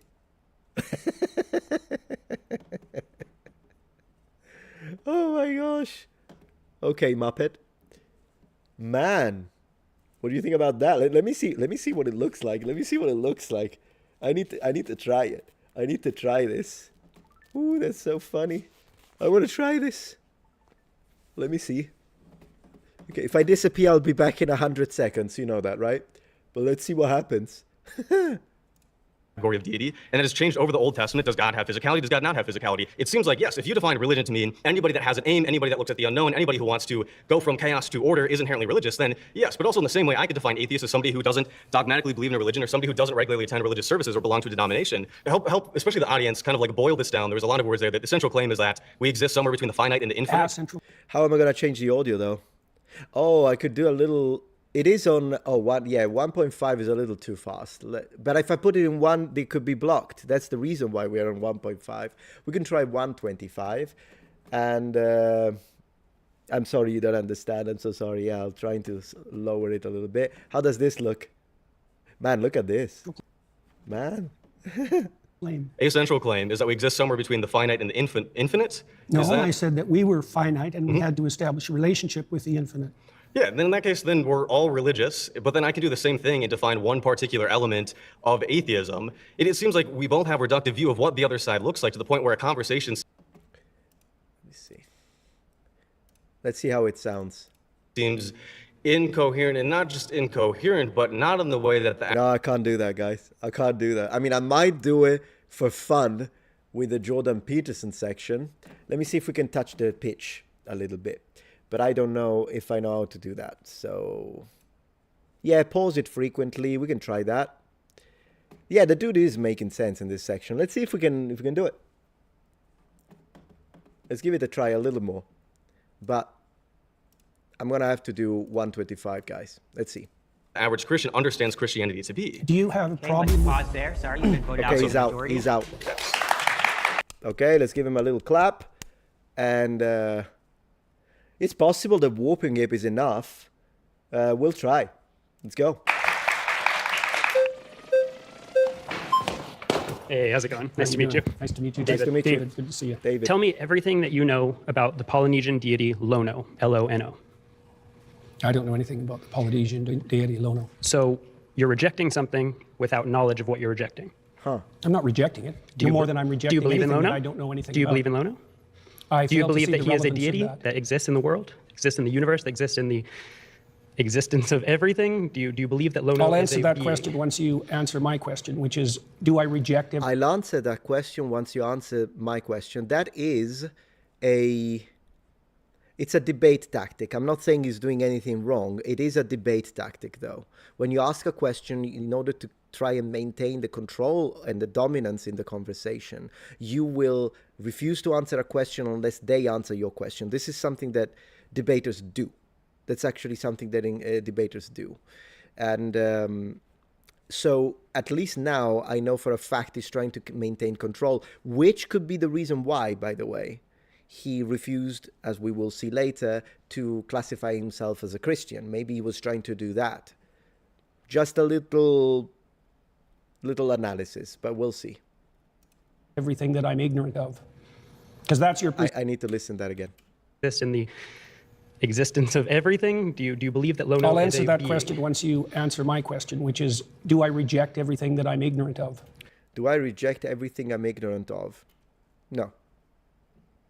Because that's your presupposition that undergirds your argument, and unless you can prove that that's valid, then there's no point. My question is quite simple.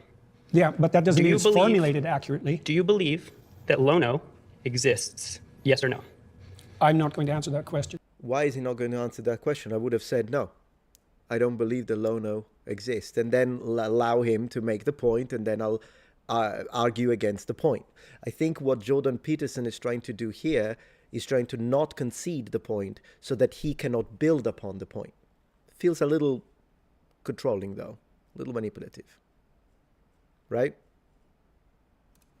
For the reasons I just described. You already insisted that if I reject something, that if I'm ignorant of something, I reject it. Do you think that everyone in the world has to know everything simultaneously for that to be valid and true? I think in order for your Answer that argument question. to be true, in order for it to be true that we atheists don't understand what we're rejecting, then you need to also apply that to yourself and to Christians and to Muslims and to any other person on this earth, where if you don't understand what you're rejecting the belief in, then you can't reject the belief in it. That's the implication of your I didn't claim. say that. Yeah, I don't think that was his point, to be fair. So it feels a bit like a straw man. I rejected the belief in Lono. I It's said I didn't Lono. know who Lono was. I didn't Right. say anything about rejecting. That's because I've asked you several times and you haven't, but let me get to my even greater point. You're saying atheists don't understand what religion is or what God is in order to be able to reject it fully or completely. We have someone over here who studied it in their own way. I've studied religion. I have a degree in religious studies, specialty in Christianity and Mediterranean traditions. And further than that, beyond me, Pew Research studies suggest that atheists and agnostics actually know more about religion and about religious stories, the foundational principles, than believers. Well, it's interesting that the guy in the back was like, yeah, that's true. We need these studies say that non-religious atheists know more about religion than religious. In what country? Who made the study? Because that will vary significantly, monumentally. Sounds like a made-up statistic, unless you tell me studies suggest that and then you choose a state or you choose a country, and it sounds like a little bit of a, yeah. So there's that. That's because they're more religious than they think they are. No, that's I don't like the comeback, Jordan Peterson. You're saying that atheists are more religious than they think they are. Atheists are not religious. Atheists have cultural aspects of religion, like saying Godspeed, like saying, I don't know, the name Jesus and stuff like that, Christmas and whatnot. But then, even though Christmas is not even a Christian thing originally, but you know what I mean. That's the cultural aspect of atheists do maintain, because they're born in a specific culture that usually tends to have a religious underpinning. So I don't know why he's using that now to counter a point that was in fact it was easy to counter it without having to do that. But then again, I'm not in the moment. It's easy to retro-engineer answers once I can pause it. Probably I wouldn't. I don't know if I would. If someone says that I would fare better, maybe not, because one thing is to do it behind a camera when I'm comfortable, and one thing is to do it in the actual place. So I do respect people who do this on either side, because I think it takes quite a lot of guts. You don't have a lot of time to respond to these kind of pressure during these debates, but still, I think his point, you need to question the statistics, right? So when he says studies show that atheists know more about religion than religious people, you have to ask what studies and about what country. That's what I would have said in that case. And Stormy says, why would they choose Jordan Peterson to argue for Christianity? Because he's a famous name and they want a character draw. That's why. That would be the reason. Yeah. Okay. You can. They're concerned with deep matters, and one of the defining characteristics of someone who's oriented in a religious direction is that they're concerned with deep matters. Okay. In fact, it's virtually definitional. Right, but they also have to identify with a religious tradition and accept the foundational stories that go along Well, with that would mean more that they're sectarian than that they're religious. And most people, for example, in the United States, deny that they're religious, but accept that they're spiritual. Let's pause there. You've been voted out by the majority. Bit of a strange way to frame it that Jordan was using here, to be honest. He went into, technically atheists are religious, and then when the guy said they would have to choose a subset of religion, he says, no, that would mean they're sectarian. It feels a little bit, I would have dropped that counter argument at that point, honestly, but that's just me. Hey, thank you so much, Rufus. You say I'm new to the channel and I'm loving it. Okay, very nice. Thank you. Good to have you here. All right, next. Aha! Okay. Hi, nice to meet you. How are you doing? Good, how What's are you? your name? I'm Greg. Nice to meet Hi, you. Greg. Okay, so I feel like you're getting at this idea of polysemy, where we have multiple related meanings for a word, right? Like, for example, Polysemy is something I know a thing or two about, so I feel like I can comment. I hope I don't get copy claim now, because right now this is something I love talking as a linguist. Yeah, polymers, when a word is polysemic, it means that it holds multiple meanings. I want to see where he takes that, because that's something that I've spent quite a lot of time studying. So I'm really interested in seeing how he's going to connect that to religion. And we'll begin Member Zone in a little bit, not too long, a famous painting can be emotionally moving in that it changes my emotional state. Right. And when I was on the highway coming here to the studio, I was As opposed to moving physically. physically moving. I was changing my Yeah. position. If I said, I believe the Mona Lisa is very moving, and you said, you don't really understand what you're saying, it's nailed to the wall, I would say that you're the one who doesn't understand what I'm saying, not the other way around. And the way that relates to this is there are many concepts of God, and I'll admit, I find a lot of what you say about that interesting. I'm familiar with it. The idea of this kind of Jungian hierarchical thing, or as a metaphor, or a symbol, or the kind of, atheist, materialist, literalist idea of a agentic, omnipotent, omniscient being that intervenes in reality, right? So when I'm saying that I reject the concept of God, I'm aware of these other definitions of God, but I think that when we use words, we tend to only imply one meaning at a time. So the same way that I would say the Mona Lisa is moving emotionally, but I would not say it's moving physically. I would say I reject the concept of God in this very literal way. But What literal way? the way that God is this omniscient, omnipotent, agentic, supernatural being that sent his son down and has, caused miracles and all these things like that. The idea of God is Do you like, think that there's an underlying unity of things? could you Okay, so they shifted it away. Yeah, I don't know, the polysemic idea, I like the guy, but the polysemic connection, I think, is a little overplayed, because polysemy is addressed through context in natural language. So, for example, he gave the example of moving, and I'm like, yeah, but then again, I mean, even then, if you say the Mona Lisa is very moving, like you said, I think you don't know English grammar at that point. Not the best example. Whatever. But a nicer example, I think, is the word spirits, because you could say this house is full of spirits, but the context can help you understand if I'm saying that the house is haunted, or if I'm saying that the house is full of alcohol, possibly 95 percentage of alcohol by volume.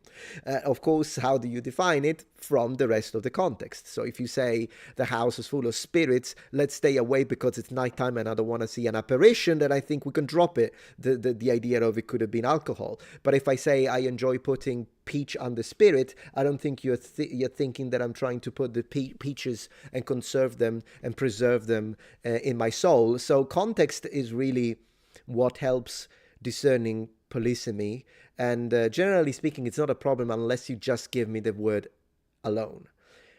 What he was trying to connect it is the idea that there are many different interpretations and definitions of God, But to that, I would just say, yeah, but the context will tell you which God we are talking about. Because if you're talking to a Christian and the context is Amen, praise Jesus, I think you could ditch all the other definitions that might have to do with how a Muslim or might have to do with how a Shinto practitioner defines God. So it's, yeah, that's what I would say in this scenario. But now I think they're moving away from this from this prompt. So we'll have to see. Hello, Zane. So good to have you here. Yeah, so yeah, that's that. Anyways, let's see. Explain that question. So yeah, what was the question? Let me see. Things like that. The idea of God is Do you like, think that there's an underlying unity of things? Do you think there is an underlying unity of things? What does that mean? Before he explains it, guys, because language is communication. So can we try and understand? Do you think there is a underlying unity of things? Oh gosh, I don't know. What could he mean?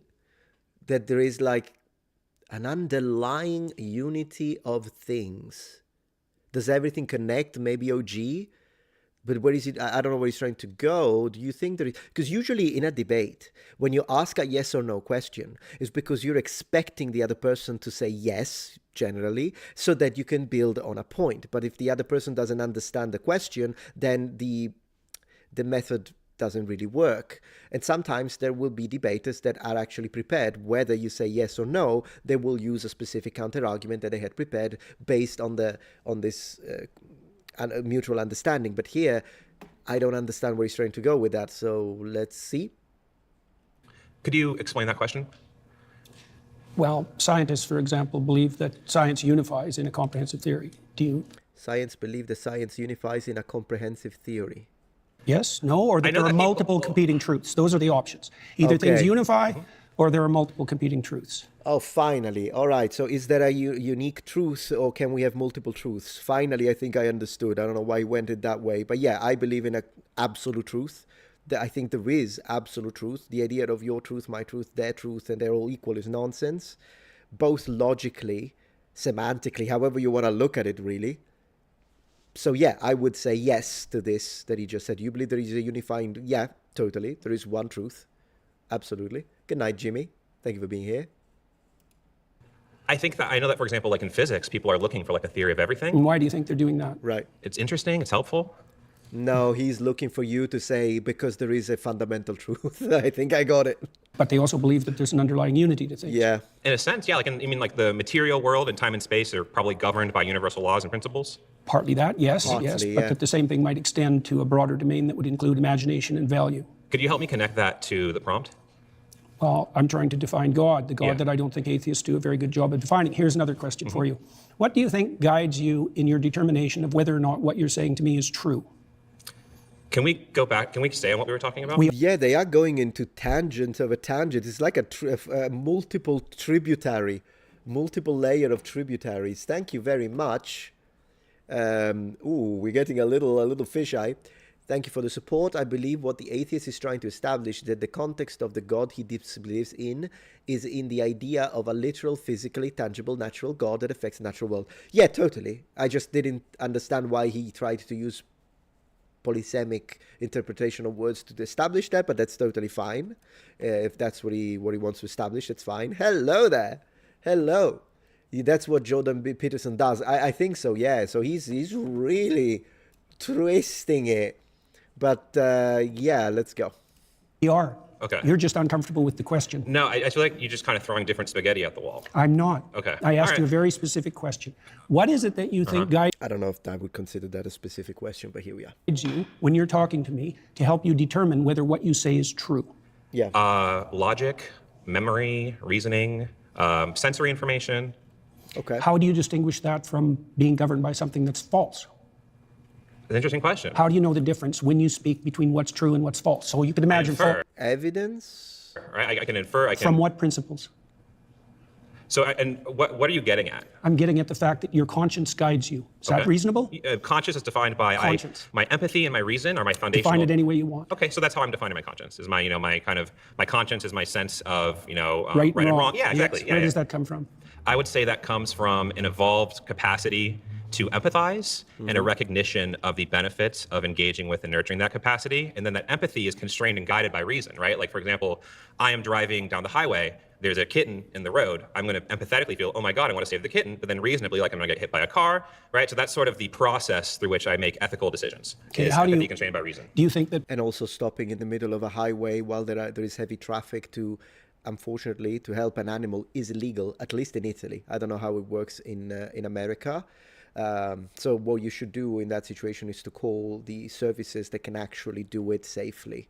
Yeah. people can differ in their response to something empathically? Yeah. Is there a mediating principle that can tell you one person who's empathic and another person who's empathic that disagree, who's correct? Interesting. Yeah, I mean, I think that's where we'd have to, talk it out, right? We do that in real life all the time when we have, whether that's a discussion with a friend about the right thing to do in a situation. One thing I like about him compared to some other speakers in the panel here is that he doesn't seem to be too confrontational about it. He's willing to try and understand the questions that, honestly, I'll be honest with you, the questions were not specific.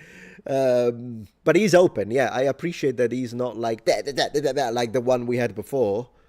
Whether that's a policy discussion about law, right? That's where we can converse with each other, think about things, explain our perspectives, and then kind of reach a conclusion, right? I think that we do that all the time. So Elijah, the prophet Elijah, defined God in the Old Testament as the voice of conscience within. Okay. That's a definition. So you're saying by that definition of God, I guess, see, this kind of goes back to what I'm saying initially. I'm where- not defining it. Elijah Okay, defined so it. as Elijah defines It's God. defined that way in Jonah, too. Okay, so as Cardinal Newman also Got it. defined Maybe let him speak, Jordan. Come on. it that way. I'm sure you know many people who've defined it that way, and it's impressive. You're a very knowledgeable person. I'm not trying to be impressive. I'm okay. just pointing out to you Got how it. God is defined in the Old Okay. Testament. All right. So to respond to that, I do think there are lots of interesting ways to define God. And that goes back to my kind of Then opening how do we statement. specify what we're arguing about? We use context clues, or we again. Yeah, I wouldn't define Jordan Peterson as a biblical scholar either. But again, he's a very intelligent individual. But as I was saying at the beginning of this, sometimes, unfortunately, his ability with language sometimes backfires. Just it is what it is.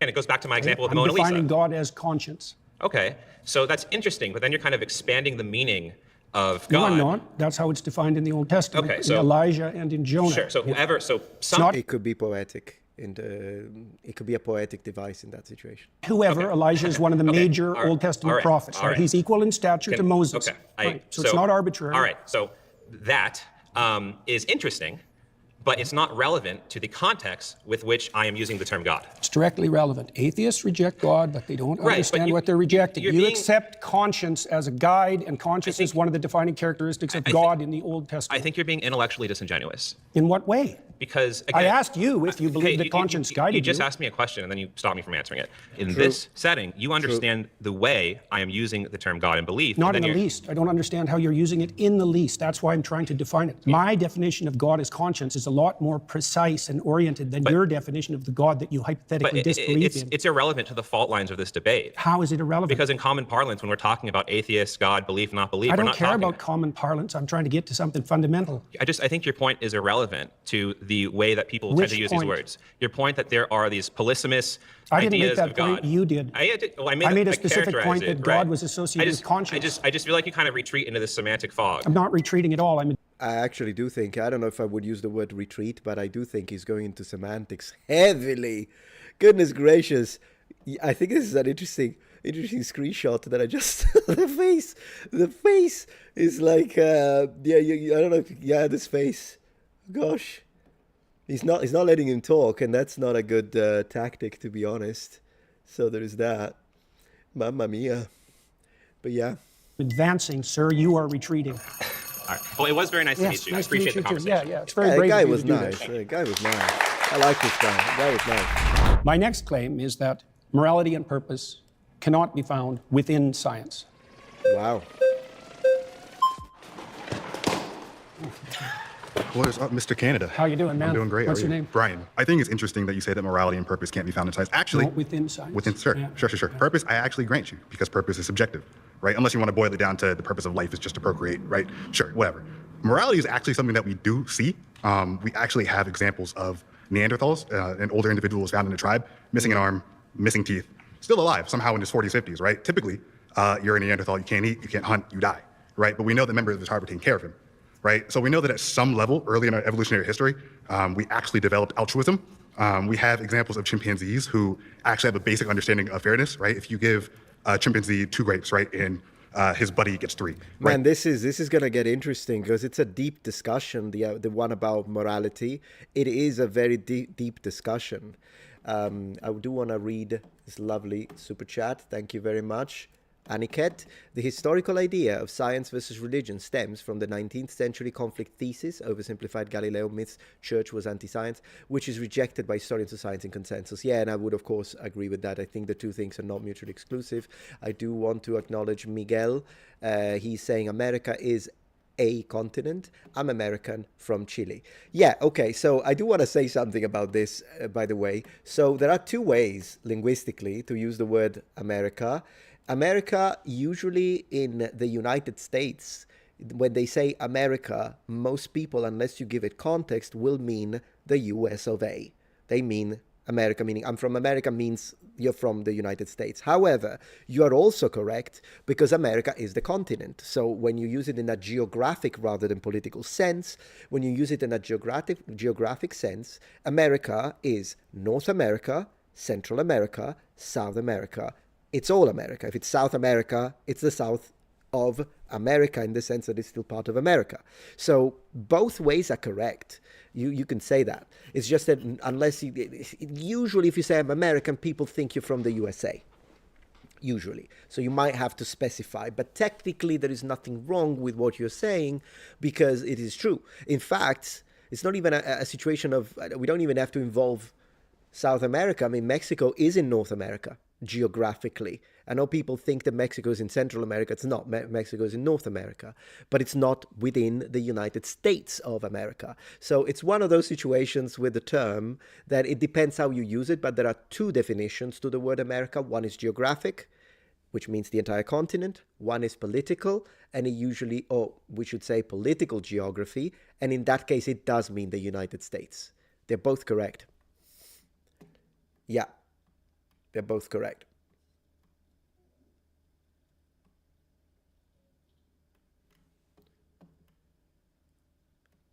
Cool. All right, I think...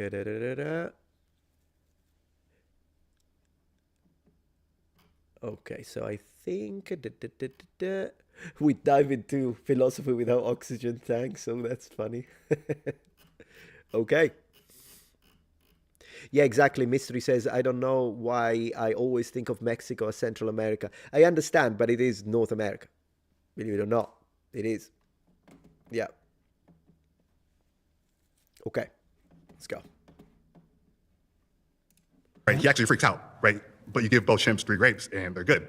We have examples of parrots. Except for the greedy chimps. Except for the greedy chimps. They want 4 grapes. They want 4 grapes. You know, those do exist, right?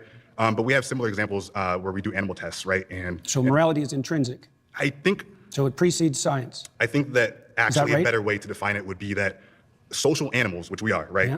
require some level of morality or Into what? Even that statement, it precedes science. Yeah, a lot of things precede science in the modern sense, but that doesn't mean that science can't study things that precede it. I don't know why you made that point. I'm not disagreeing. Sure. Why do they require that?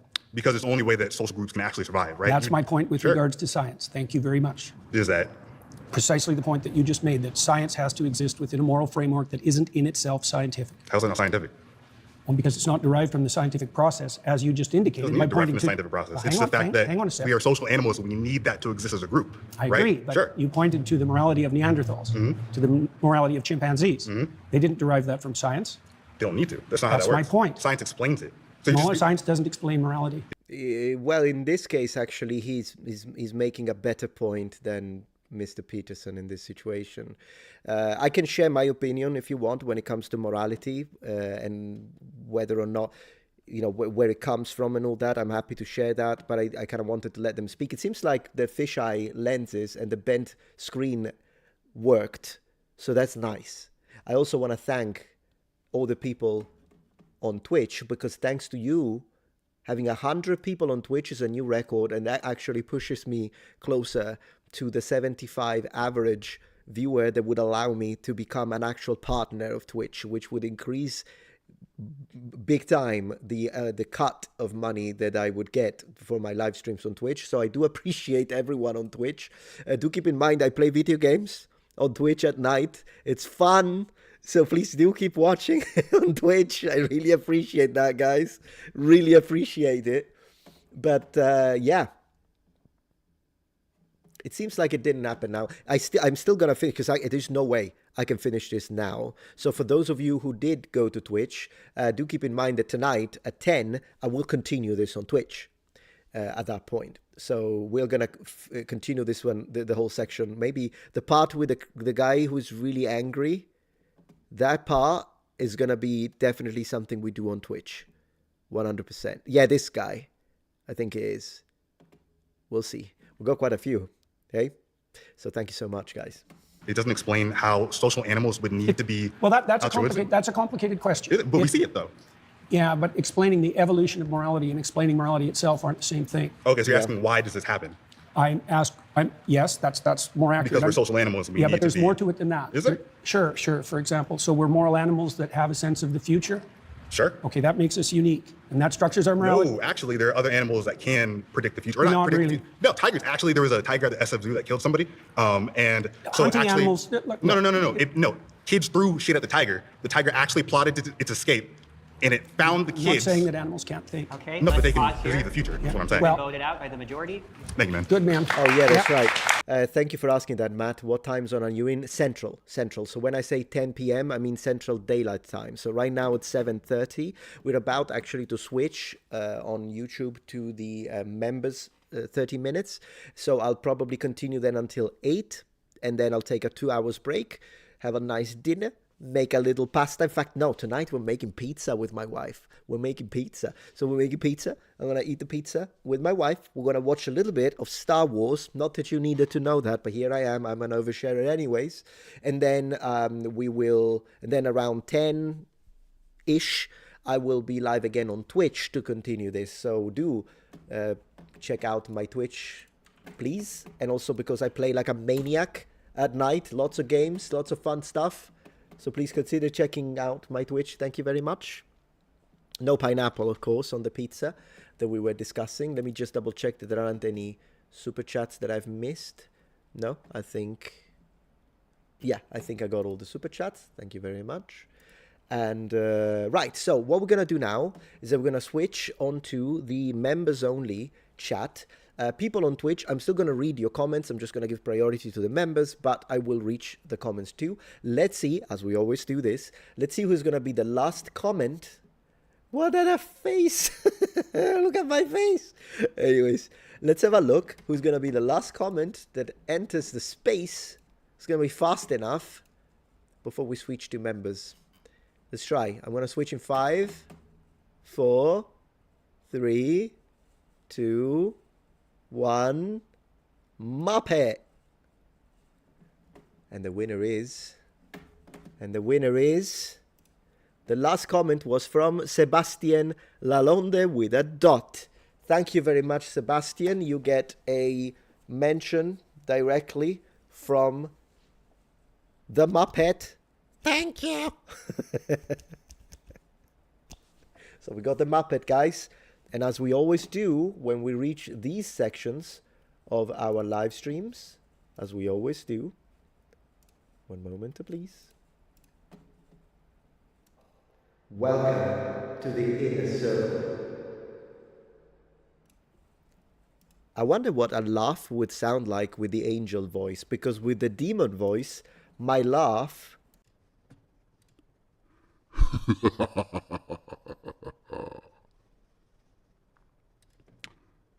So that's what the demon voice with the laugh sounds like. But let's see what the angel would sound like with the laugh. You'll have to tell me because I'm not having monitoring right now, so I can't actually hear it. You hear it, I don't. Let's see what that sounds like. Welcome to the light.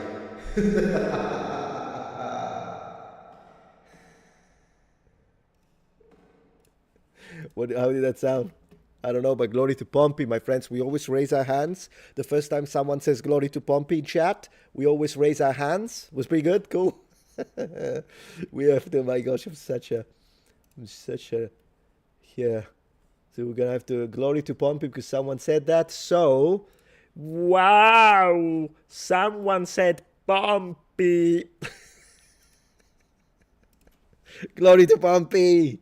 Glory to Pompey. Raise those hands. Glory to Pompey, guys. It's been said.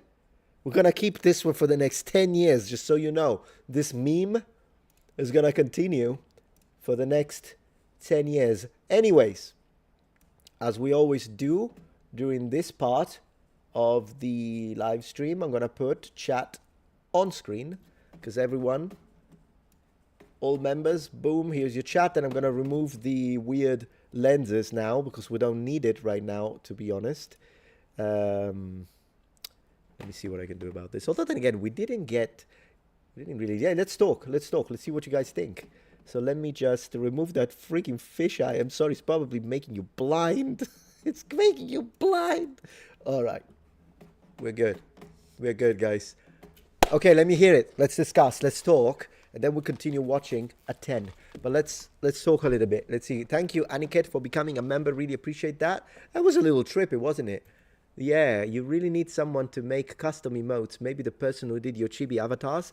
Yeah, no, all the helmets and emotes that are already here were made by a friend of mine. And like I've got all the different helmets, like the ones that we use on Twitch as well. And those are, I still haven't used all of them because I was waiting. This is how it works on YouTube. You can only put a certain number of emotes and then you need to reach another number for the number of members in order to be able to, for the system to allow you to add more emotes.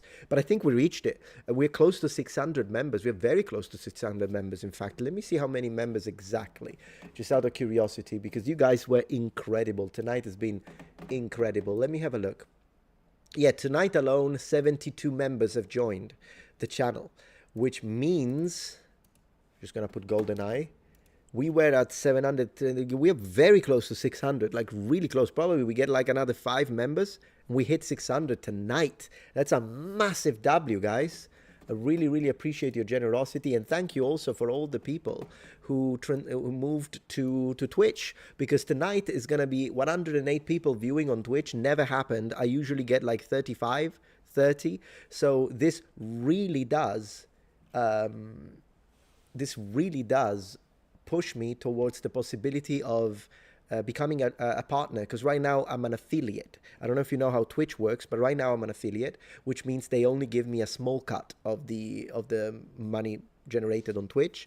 But if I become an affiliate, then it's a much higher cut. And now you really pushed me very close. So those of you who are watching on Twitch right now, if you come check out in the evening around 11, usually tonight I'll try to do it earlier, but in general, if you come around like at 11 Central Daylight Time in the evening, 11 p.m. I'm gonna be playing games, and even if you lurk, even if you like leave it while you're doing something else, and we do this and it becomes the average, then I will be able to apply for that, and I really appreciate that. Thank you so much, really, for your support. I really appreciate that.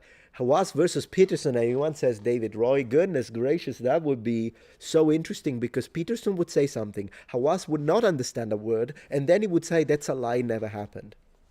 Mark my words. Mark my words, guys. Mark my words. That's what's going to happen 100%. That's what's going to happen 100%, guys.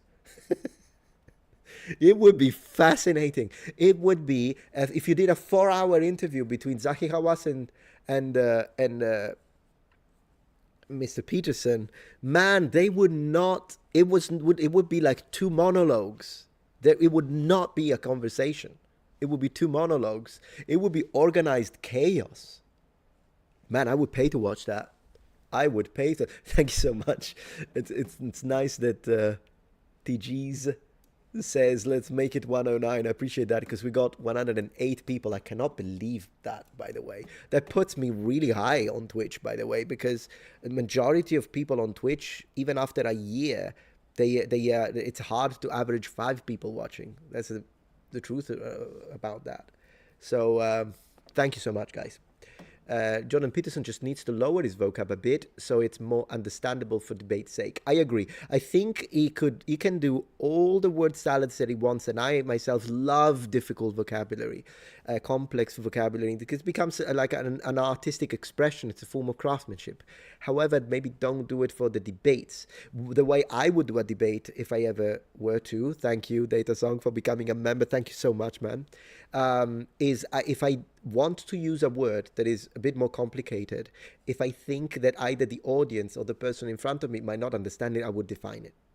I would define it. And I would do that in Italian as well. Like, I know some of you are Italians, and I want to give you an example in Italian. The first thing that comes to mind.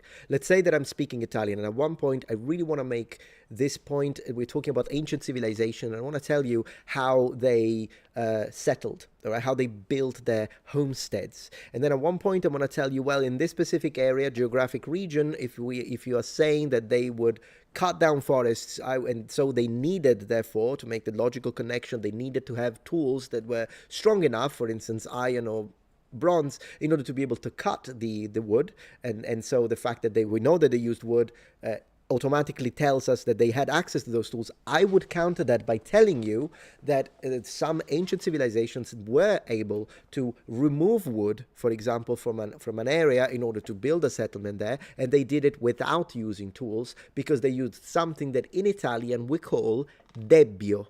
Debbio. Now, debbio, I'll tell you what it is, but it's a word that most Italians don't understand unless they study specifically ancient civilizations. So let me show you. So I would explain it. Debbio is, I know it in Italian, disboscamento da fuoco. That's what debbio is. So you use fire to remove an entire and clear an area within any given forest or grove. That's what debbio is. But I know, as a native Italian speaker, that debbio is a difficult word for a lot of people out there, so I would define it in the middle of a debate. And I think that he's, of course, a fantastic speaker in English, but he doesn't do this. And sometimes it makes me feel like he's specifically selecting those words that he knows will confuse the opponent, because he thinks that way he can get the upper hand. I might be wrong. Maybe I'm misjudging the man. Okay? I'm just telling you the feeling I'm getting when I see how he interacts with the audience. Slash and burn agriculture, exactly, slash and burn. And if you notice in English, it's actually easier to understand. If I tell an Italian who is even middle level in English, and I tell him slash and burn agriculture, they'll understand slash and they'll understand burn. They'll still not understand debbio, even though they're natives of it. That's what happens with complicated, highly technical terminology. That was just to give you an example of this. David says, using a complex word that refers to a technical aspect of any field is not the same as putting words together in a sentence that never ends and never gets to any point. You're absolutely right. In fact, there are situations in which you have to use, like, imagine on this channel, I know that I can confidently use terminologies like pauldron, greaves, breastplate, placard, and you know what it is. So I don't have to redefine every single time. Pauldrons are the shoulders of plate armor. Placard is the part that it's the component of the lower end of a cuirass. The cuirass is made of a breastplate and a placard. The placard allows movement. I don't have to explain all of that. Greaves are shin guards. I don't have to. But if I'm speaking to someone who's not familiar with armor terminology, then I would explain it. Basically, that's how I would say it. Vladstein says, word salads are dangerous. It can create a cult that makes no sense. Yeah, Harris can attest to that. Yeah, I mean, I think a lot of politicians sometimes use that as well. It depends on the politician, though, because in Italy, we've got sometimes politicians that didn't even finish high school. So there's that. But yeah, depends on the politician. Basic armor stuff. It is, yeah. But I think for someone who is not familiar with armor at all, and if I was going to have a discussion, and in that discussion I thought I wanted to make a point as to why spaulders and pauldrons work differently, I would have to define it. And that's not even a great, it's just the first example that I thought, but there are situations in which we can use words that people are not familiar with, but sometimes you need to use the word because it's the best way to explain it. So you really have to read your audience a little bit.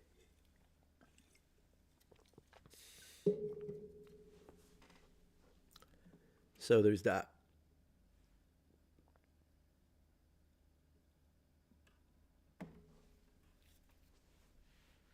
Thoughts on how Tolkien, I'll read a few of these. Tolkien thought of making fantasy as a form of worship, sub-creation, and he called it in tribute to God.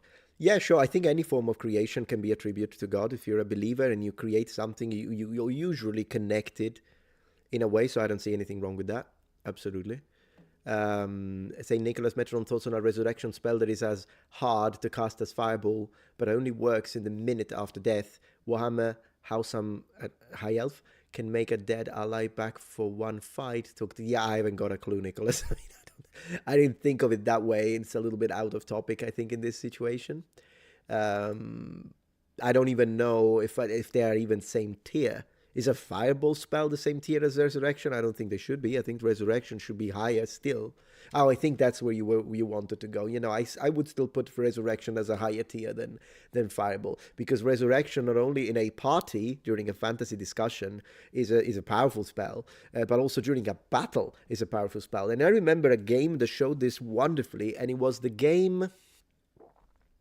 Man, I don't remember what it's called, damn it. It's an Xbox, let's see if you can guess it. It's an Xbox 360 game. It's an RPG. It feels and plays like a Final Fantasy. It was made by the creator of Final Fantasy, but it does not have the name Final Fantasy, and the main character is an immortal who lived 1,000 years. I don't remember the name of the game.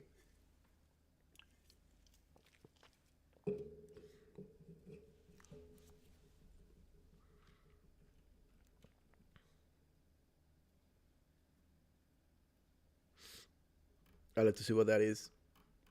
Anyways, in that game, they show in the initial thing, there is this wonderful battle, fantasy battle, and then but it's very fantasy. So then there is a spell cast that destroys an entire battalion. But then there are the white mages that rise from the dead, all of the soldiers that then go back up and get ready to fight again. It's a wonderful animation of it. That's a powerful spell. Oh, I understand. It's same tier. Interesting. As I say, I would put it higher tier, but who am I? Who am I? And David says, I've had people laugh at me for using technical terms in common conversation. Sometimes it slips in when you do so much research. Yeah, no, that's fine. Absolutely. Absolutely. I don't think it's wrong to use more complex vocabulary. It's fine. It's just that if you see that, I wouldn't weaponize it. That's the thing. You can use it. Totally. At one point, I need to be able to speak about semantic shift if that's congruent with what I'm talking about, and then the topic at hand. But if I see that the person may not understanding or get confused, I shouldn't weaponize it and double down on it and put another 4 words, and then they are like, oh my gosh, I'm overwhelmed, because it's a little bit of a disingenuous tactic. If I see that in the same way, when you know how you don't want to build a straw man when you debate someone, well, likewise, in fact, it's not even just that you don't want to build a straw man because it's a logical fallacy, but you should steel man your opponent's argument, which means you need to make sure that your opponent's argument is reiterated correctly. So you mean that you reiterate the entire argument, they say yes, that's what I mean, then you attack the argument. That's the best way, I think, the most intellectually honest way to argue. Yeah. So there is that. Yeah, I mean, yeah, that's how I feel. Saint Nicholas I think Bring Back to Life is a powerful spell, but then again, it's not like I've seen how they are balanced. I haven't played D&D since freaking... Well, I did play the 5th edition once or twice, a couple of times, but really all my experience with D&D is advanced D&D from the 80s. So completely different situation.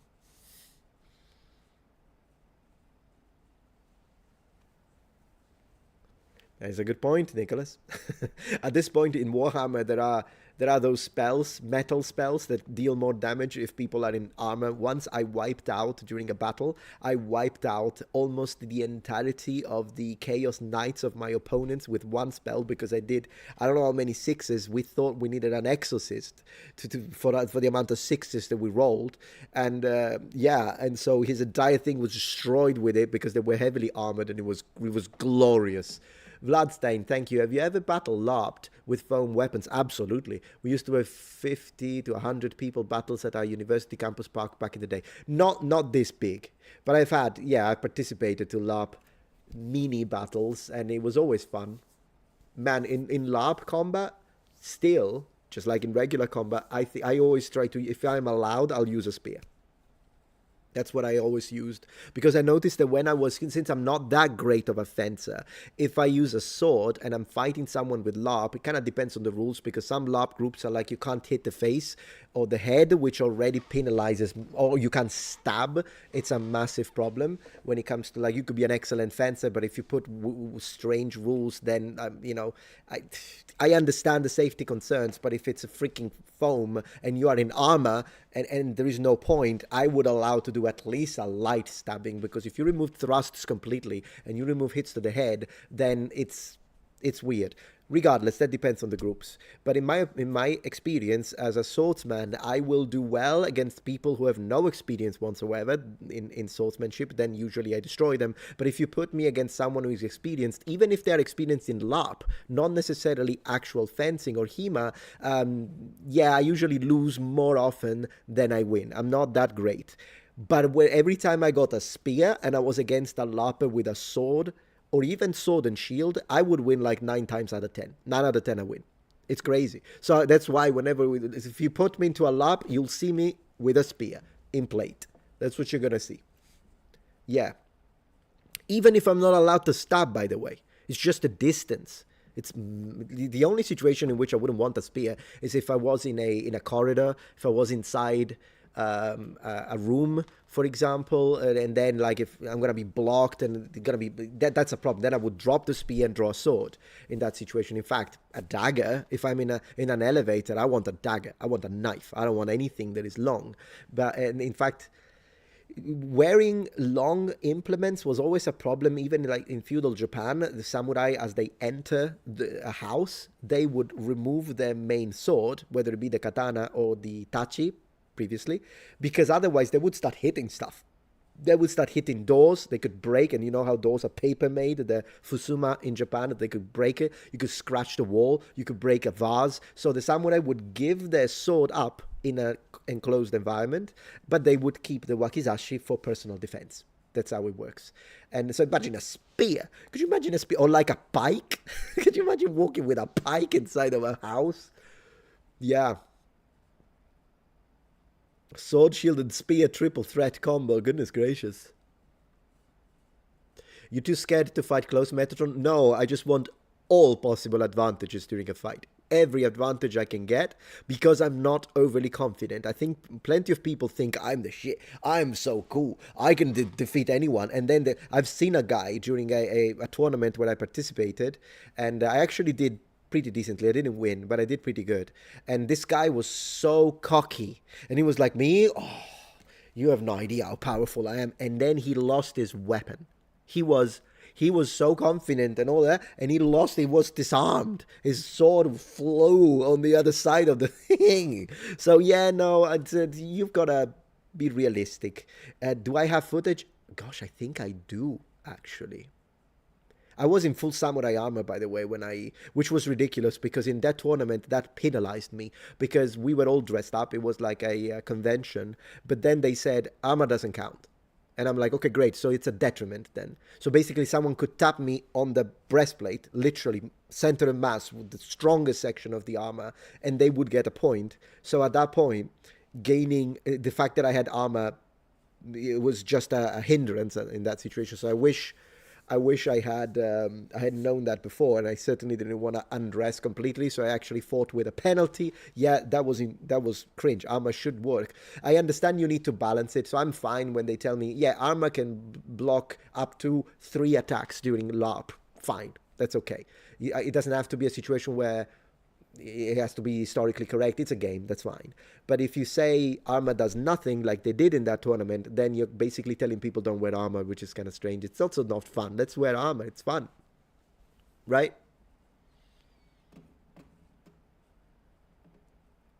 Yeah. Horrible rule. I agree, Dreamheart on Twitch. You're absolutely right. But yeah, I will take every advantage possible, whether it's fictitious duels or even if it was a real duel. Every advantage possible I'm going to take, because you got to use the mind when you don't know who the person in front of you is. By the way, it's not just a matter of weapons. It's a matter of also hand-to-hand combat. I think maybe some of you have experienced. It might be kickboxers, karate, judo, MMA, whatever you want. But you never know how good the person in front of you is, how strong they are, what kind of training they do. So you always have to expect, okay, yeah, maybe I'm stronger, maybe I'm faster, maybe he is faster than me, maybe he's more vicious than me. And if that's the situation, then I need to take any option, anything that can help me to increase my odds. 100%. Jonathan, I'm a Christian, however, don't believe that the Bible can prove God's existence, nor can humans. Instead, God proves himself on an individual level. I agree with that. To me, personally, the Bible is, I do read scripture, study scripture, so I think that it is important to, and too many Christians don't read the Bible, by the way, and I have never understood. I read the whole thing. I read it in Italian, I read it in English, and I've been reading it in Hebrew. Although I use Greek for the New Testament. I don't understand why Christians say they're Christians. It's the most important book in the world, and then they don't read it. It's if it's the most important book in the world, then why aren't you making time to read it? If an atheist doesn't want to read the Bible, then I understand it. It makes logical sense. They don't believe in it. They don't want to read it. Fine. And in fact, there are plenty of atheists that do read it, but there are also lots of atheists that don't. But if you're a Christian and you claim that the Bible is the Word of God, then you need to make time to read it. It's just one of those things. Otherwise, you can say, no, I'm a Christian, but I don't believe in it. Fine. As I say, to be a Christian, you just need to believe that Jesus is God and he was resurrected. Everything else is... I would disagree with you, because I think it's scripture, but it's strange when people specifically say, oh, the Bible is great, don't you dare speak against the Bible. It's perfect, it's great. It's the best book in the planet. Okay, do you read it? No, great. Okay. That's... And then they're there reading a manga. And so you could have used that time to read the scripture if you want to put your money where your mouth is. I'm not saying you shouldn't take time to read manga. In fact, there is a time for everything. Words of Jesus. There is a time to have fun. There is a time to play games. There is a time to stream. There is a time to read the scriptures.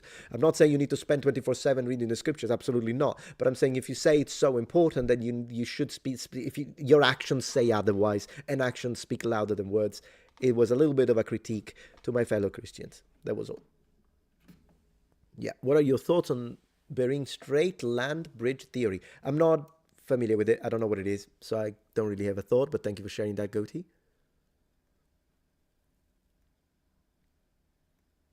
Matthew, yeah. You know, my favorite gospel author is John. I really like John. I enjoy reading John, specifically. Matthew is a fantastic one to read, but personally, John is my favorite. But yeah. Buchert, yeah, Buchert. I used to be very critical of Buchert. Now, no, I do respect the fact that people do it because it probably hurts like hell. So I respect people doing that. The only criticism I maintain when it comes to Buchert is that I think it's important to disconnect it ever so slightly from historical accuracy, in the sense that Buchert is historically based. It is a form of combat that is inspired by medieval combat, but there are some differences between Buchert and how medieval tourneys functioned. So, for instance, it is real. Like, it is a game, but it's also real. So, you were talking about... Sorry, I think you were talking about something else. So, yeah, it's a real deal. And people that fight in Buchert, I respect them. Because, I mean, you guys could probably wipe the floor with me. With that being said, it's important to say that medieval knights would not have put that much padding underneath. They don't. So a lot of the times, Buchert gear looks overly bulky, and that's because of safety regulations in the modern time. And that's absolutely fine, because we have a different concept of risk compared to medieval people. And you see this when you read the sources. When you read the sources and you read an actual medieval knight that during a lance broke and a lance splinter went this close to his eye and cut his face and he's bleeding, and people ask him, how you doing? He's like, tis nothing, and goes back into... So medieval people were insane when it comes to that. And they accepted levels of risk both during the joust, during tourney, the tournament of peace, joust of peace, but also during war, that we wouldn't be comfortable as modern people to take. And I don't want modern people to take the same level of risk. With that being said, it's important to distinguish the two. So Buchert, Battle of the Nations, are not a one-to-one recreation of medieval combat, even in the context of tournament. With that being said, I still think it's badass, and I respect people who do it. And that's where I'm at now. It kind of changed my mind a little bit. I think when it comes to armored combat, probably. When it comes to unarmored combat, I think HEMA is better because of the techniques. But HEMA usually is not, usually, I mean, there is armored combat within HEMA as well. It depends. I think at that point we have to see club by club, I suppose. But yeah. No, I've never seen Inspiring Philosophy channel, no. What is AEW? I don't know what that is. Atheists on Twitch. You'll have to explain that to me. Yeah. Let's see.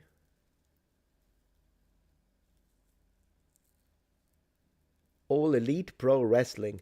Oh, no, for sure. You know, we do take risk. Absolutely. I mean, MMA is risky when they punch each other in the face. Like, of course, you risk a concussion. You could lose your ability to speak with that kind of pounding. But it's still not the same risk as medieval people. That's all I'm saying. I think medieval people were willing, in the context of sport, they were willing to take more risks than we do. We still do, of course. But I just think that when you look at it and you read the sources, these guys were insane. And people did die, by the way. It's not that often, but people did die during the joust. And as I say, they didn't go with that padding. It's just not a thing. And you're like, yeah, but what if a full-on blow of a mace to the leg, even with plate, it could crack your bone? Yeah, or you could lose your jaw. It could be completely dislocated. And a medieval person would be like, yeah. They would be like, duh, of course, it could happen, sure. Like, medieval people were like, oh my gosh. Yeah, because it was a social thing, it was a societal thing. It's a different world, really. Yeah.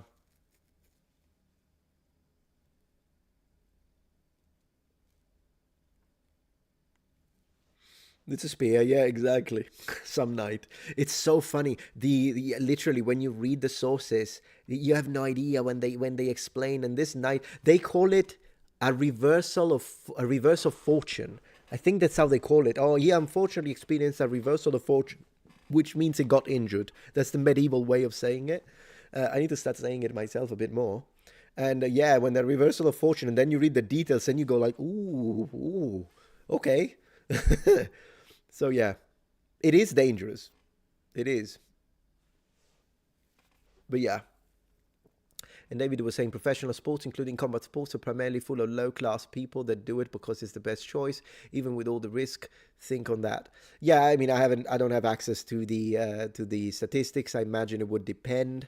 I can see that, for example, happening. I think I read something about that with Muay Thai in Thailand, that there are a lot of kids that do start it because it's their only way to kind of progress within the societal position they have in terms of wealth and money in some situation. But again, it's something I read so many years ago that I'm like quoting out of memory.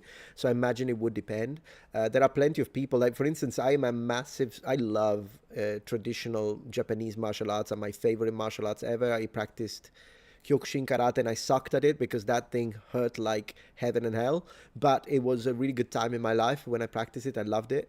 But I do have to say that I have a huge respect for MMA fighters because I really think that there are a lot of martial arts that unless you do, in my opinion, if you don't do full contact, someone who does full contact has an advantage over you. And it's not a small advantage. Now, given you can still have someone who's incredible. Like maybe they do semi-contact, maybe they do light contact, or they think that they hit each other, they stop the whole thing, they count the point, but the guy's still up. Still, you do have some incredible practitioners that even though they fight and they practice these kind of martial arts, they could still take on someone who does full contact if they're not at the same level. But if it's two athletes that are at the same level and it's a martial artist who practices martial arts that are light contact against like an MMA guy who has cage experience and is one of those brutal guys, my money's on the MMA guy, even though personally I would like the other martial artist. So it really depends. It really depends. Also because MMA is very complete, which is why I think the only karate guy that I'm aware of that did exceptionally well on the ring is what's his name? Oh, it's the Australian one. Can't no. O'Neill, Gary O'Neill. He has a Kyokushin karate background, fantastic fighter. But what usually they do, I think, is that in order to complete, then they double down on several things. So they'll do Kyokushin karate, they'll do Brazilian jiu-jitsu, they'll do some judo in there, and so that makes you more complete. And then you can fight an MMA guy, because MMA guys are very complete. It's a very round style. And you could tell me it's not a style, it's mixed martial arts. I understand that's where it came from initially, but now it is. You can go to a club and study MMA, so it has become more of a style. Thank you, Yannick, for becoming a member. Thank you so much. I really appreciate that. And yeah, Muay Thai is also badass, and I think it is a perfect example in this scenario. It's just a stand-up martial arts. I've only ever practiced stand-up martial arts, and I can tell that even though they are my favorite, in order to become a complete fighter, you need to do some ground fighting, and you need to do some throwing, and like I would do a little judo in there. I think it would be good to complete you as a fighter, because otherwise what happens is that you'll excel against someone who is a stand-up fighter like you, but when they put you against someone who also has a very good experience with tackles and tackling and putting you to the ground, and you don't have practice with that, you could win if you can hit them in the face first, but if they grab you first, it's you're not going to get out of that. Unless then it becomes also a physical thing, I guess, depending on how big of a guy you are. Strength is important, by the way, in combat. Let's not diminish it. Technique is very important, but strength is also important, 100%. And I say that as someone who was not very good, precisely because I was lacking on these things. I remember once when I was in Japan, I went to this dojo, Kyokushin Karate. And then the problem is that this dojo, already Kyokushin is, it's hardcore. But specifically this dojo that I chose, because it was the closest one, I could take a train and go there in the city of Himeji, where they have the castle. That's where I practiced karate for a couple of years. And the funny thing is that this dojo was the dojo of the police department, which means I had to to fight hand in hand in full contact against trained police officers. And these guys hit hard. Holy moly. I remember this guy, he was a blue belt, which in Kyokushin is actually not that high because the colors are different. So generally, karate and judo, you have white, yellow, orange, green, blue, brown, black. Usually that's it. I think in America they add purple somewhere here, but in general, these are the colors. In Kyokushin, they do white, orange, blue. So yellow is a high belt. It's different. It was blue. But this guy was a freaking rock. I swear, it's not that I couldn't hit him. Oh, I'm okay at hitting someone. It's that I would hurt myself. So I would punch the guy and it would hurt. And you could say maybe because you didn't bend it. I don't know. He's the only person that ever had that kind of experience. This guy was built like a freaking rock. I would kick him and it would hurt me. So he didn't even need to hit me back. And he did. Ooh, he did. Anyways, I had a good time with my experience in karate. It was great. It was great. Your type of talk, exactly, Higashi martial art. Yeah. You know, I think even when we talk about martial arts, I still maintain my approach, which is tell it how it is. I can't stand it when people who love more traditional Asian martial arts like me, when they're like, oh no, I don't fight someone MMA because my art is too lethal. So I know the pressure points, I know this, I know that, and I could kill them. So I don't want to do that. And since I don't want to go to shut up, get on the ring or stop talking at that point. You don't have to get on the ring, but if you make this kind of talk, then I'm going to say, well, you prove it. At this point, you are prove it. If you blah, blah, blah, I can do this, I can do that. Yeah, you got to test your skills every time before you speak. Muay Thai is deadly. Yeah, Muay Thai is badass. Is it true that Muay Thai don't have front kick? I heard that Muay Thai don't train front kicks. Just a curiosity. Just a curiosity. Yeah, exactly. You could say don't use the death moves at that point. Yeah, precisely. You could even use their own logic to be like, okay, even if, and I don't believe it, but even if I believe that you are able to do all of that you blah, blah, blah, okay, then don't do that and do everything else and see how it goes. They have a front kick. Okay, then I don't know where I heard that. It must have been wrong information. Yeah. Jordan Peterson looked and sounded unhinged. Yeah, he looked, I think he was under a lot of stress. I've seen him argue better. He was calm, more calm. In this case, well, some of those people on the panel were extremely annoying, though. So there is that. I understand it's not easy when someone is like, nee, like this, then it's not easy to maintain your... I think if I were to do a debate, I would drink a couple of camomiles first. Right? I think I would do that.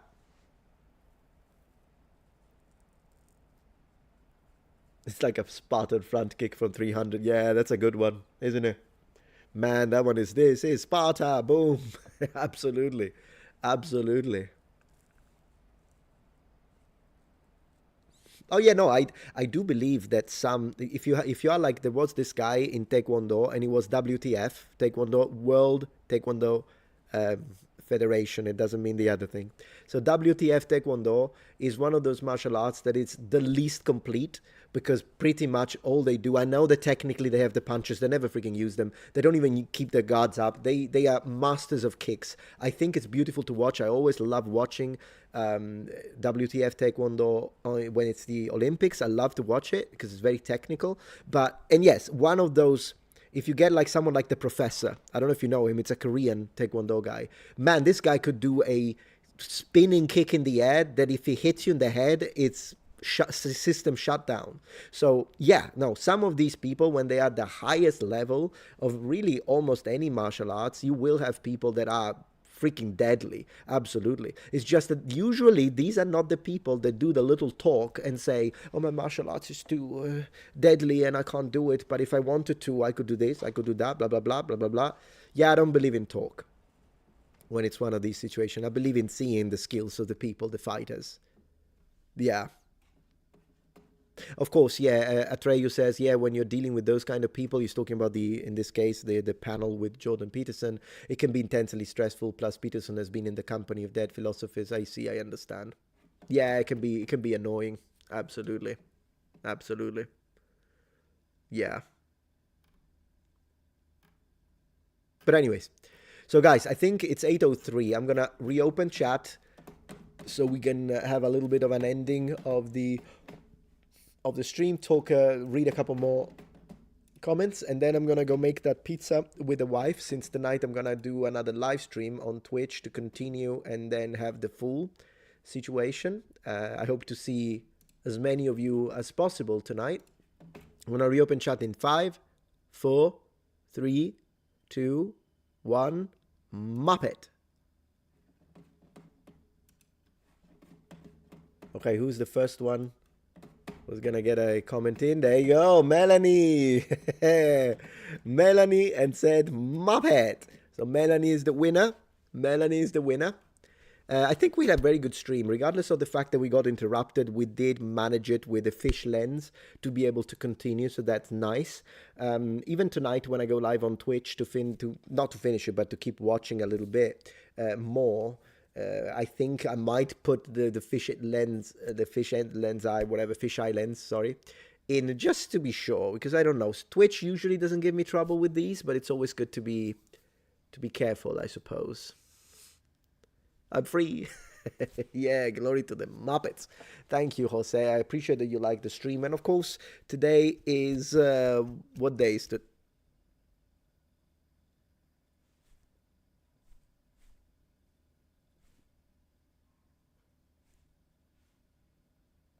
Sorry, got distracted. What day is today? Let me have a look. Today is Tuesday. Yeah, tomorrow, same time, guys. 5. We're going to have another stream. We'll see what we talk about. There will be a stream that I want to dedicate to watch a little bit of Asmongold and give you some opinions. I want to see, because every time you guys ask me about my opinion on Asmongold, I always tell you, sometimes I think he's based, sometimes I think he's out of his mind. But I think it would be fun to actually see that, to actually find a couple of clips, maybe not the ones about the politics, but maybe the ones about games, even if it's a little bit political in nature, but still connected to video games. We could see what he thinks, and we can see it live. Not only this is a good idea to show you, like, yeah, based, or no, I think that's wrong, but we could also see if you agree. Because there could be a situation where I think he's based and maybe you don't, or there might be a situation that you think he is right and maybe I don't. And there could be an interesting sparkle for discussion. In general, I like Asmongold. It's just that it's important to frame Asmongold, and I will say this whenever we do the stream. Asmongold is not a political commentator. Asmongold is a gamer who comments on politics. And once you frame it that way, then it's fine. Because when you do that, then you can recognize that he may have some good takes when it comes to the gaming, because I think his takes reflect the general concepts that gamers feel. But then when he goes into politics, then you can tell that, okay, I see why he would say that, but that's because he doesn't understand maybe the economic policies, or he doesn't understand a specific socio-political aspect of the item in discussion, and that's where it goes with that. And Guanaya says, he's a right-wing grifter. I understand, but people call me a right-wing grifter, even though I'm very moderate in my takes. So to me, just because someone is called a grifter is not enough for me to be like, oh, then I don't want to listen to him, because I would be disingenuous, because once again, people use that with me. So we'll see. But at the end of the day, for me, in order to be a grifter, you should not believe what you talk about. So for me, a grifter is someone who makes money because he knows that by saying something, he's going to pander to an audience and that is going to make him rich, but he ultimately doesn't believe that. That's the way I define grifter. And in that framework, then if he actually believes this, and he does seem to be genuine, he gives me the idea that he's authentic, genuine, even when he's wrong. And there are situations in which I think he is wrong, particularly, again, if we go into the economic context or history. But then again, even there are other creators that are really good at argumenting things, but then when you go into the history, you can tell they're lacking. So for me, I'm happy to listen to Asmongold just as much as I'm happy to listen to whoever there is on the other side. And the reason why I'm not providing it, because people tell me, oh, you don't say the names when it's left-wingers. It's because I used to listen to Destiny, but then the guy had to say what he said about the person who died during the firefighter, and that's when I stopped listening to him. I used to listen to him, and then I stopped. So yeah, we'll find someone else, but that's how it is. And as I say, Bubblegum, I respect the fact that you think he's a grifter. I kind of want to watch and then make my own mind, if you will. Because in my opinion, we should always listen to people, even if we disagree with them. We should always listen to people, see what they say, and then we can attack the arguments if needed. Or I will say, absolutely, for instance, when I agree, I'll say it. And I don't think anyone should be afraid, because there is a lot of guilty by association these days, and that's another thing that we need to combat. Because just because I may agree, okay, on something that Asmongold may say about games, for instance, that does not mean that now I agree on everything that he says. But people do try to use that rhetoric, and I think it's a very dangerous rhetoric. It's fine to agree. I mean, do you guys like pizza? There is a pretty high chance that the Austrian painter in Germany also liked pizza. That doesn't make us NAZI, even though now, and he liked dogs. I love dogs. Doesn't matter. So I can say that the fact that when he said that dogs were nice, I agree. He said something right. He's still a horrible person in that case. And I hate everything he's ever done in history. The Austrian painter and his fan club, since I can't use my words. But it's important to divide, I think, sometimes, particularly when it comes to history and science. That's something that is often used, and I'll read the super chat. That's something that is often used, for example, in when we discuss people like Hancock, and it's kind of something that I want to present whenever I will manage to engage online with some of the people that don't like Hancock. I don't believe in Graham Hancock's theory. He hasn't convinced me. I don't think there was an Ice Age civilization up to this point. With that being said, Hancock has made some good points. And the simple fact that people say, well, yeah, but he's also making this other point that was pushed by someone who was racist, for instance, because it was someone in the 1800s. So what? So what? We can still read them. We can read something that was written by a historian or an archaeologist from the 1800s, and we can discuss the contents of what they're saying without then having to say, oh, but that's racist. Because if that's how you put it, you know what the problem is? We wouldn't be able to read any of the classics because a lot of the Romans were fine with slavery. So does the simple fact that I read Julius Caesar or that I read any of the poets, the beautiful poetry that they had in classical antiquity, it's very likely that the ancient Greeks, do you want to talk about the opinions on women that ancient Greeks had? The ancient Greeks didn't think that women could vote. I think women should be able to vote, but I can still read the freaking classics without now being said that I'm misogynistic, for instance. It's stupid to do that, in my opinion. I would like to debate religion. Oh, yeah, we talked a lot about religion today. Yeah. Yeah, Armando May and Malanga are fake. Yeah, I'm not a fan of either. I'm not a fan of either, yeah. Yeah. No, of course. You have to be able to extrapolate the views. Yeah, the only thing I'm saying, of course, yeah, if they make a statement and it's based on their worldview, and we can see with data analysis that what they're saying is wrong, because it was based on racism, for instance, and so their racism kind of skewed their ways and whatever, fine, but we need to be able to read it first. So if people are like, you can't read it, then sorry, you might be missing instead things that they might be correct about. The math might be right? Yeah, I know. Yeah, it's insane to think that the ancient Greeks super respectful to women, not from a modern sense. Then we should really discuss it in the context of their period. So we would have to compare it to how women were treated in other areas. There is a lot that can go into an analysis of that, but I'm not even interested in that discussion, to be honest. I'm more interested in looking at what they're writing in order for me to be able to understand the way they thought and how the culture was, because I'm interested in how civilizations were. It's just one of those things. He never ate pizza? Okay, then. Then you debunked me, sir. True, OG. I agree. Generalizing. There are some areas we could generalize a little bit, but it's true also that generalization can only take you so far. Totally. All right, guys, so I think I'm going to go make that pizza, if you don't mind, since I'm going to have the other stream tonight. I'll see you around between 10 and 10:30. Give me a little space of, Italianness with that, because I already know that if there are, like, Germans, Americans, Japanese, you're going to be like, it's 10:01, where is Metatron? I'm like, man, you don't know. Man, you don't know how I am. But anyways, going to go make that pizza. Thank you so much, guys, for being here. Really appreciate that. Had a great stream. Thank you for your time. And you are the reason why all I do is successful. Really appreciate that. And I will see you later for the next section and for a little bit of gaming. Thank you very much, guys. Have a good one. And thank you again for your generosity. Very much appreciated. Bye. Thank you. Thank you for all the gifted memberships, by the way. Ciao, ciao, ciao. Buon appetito.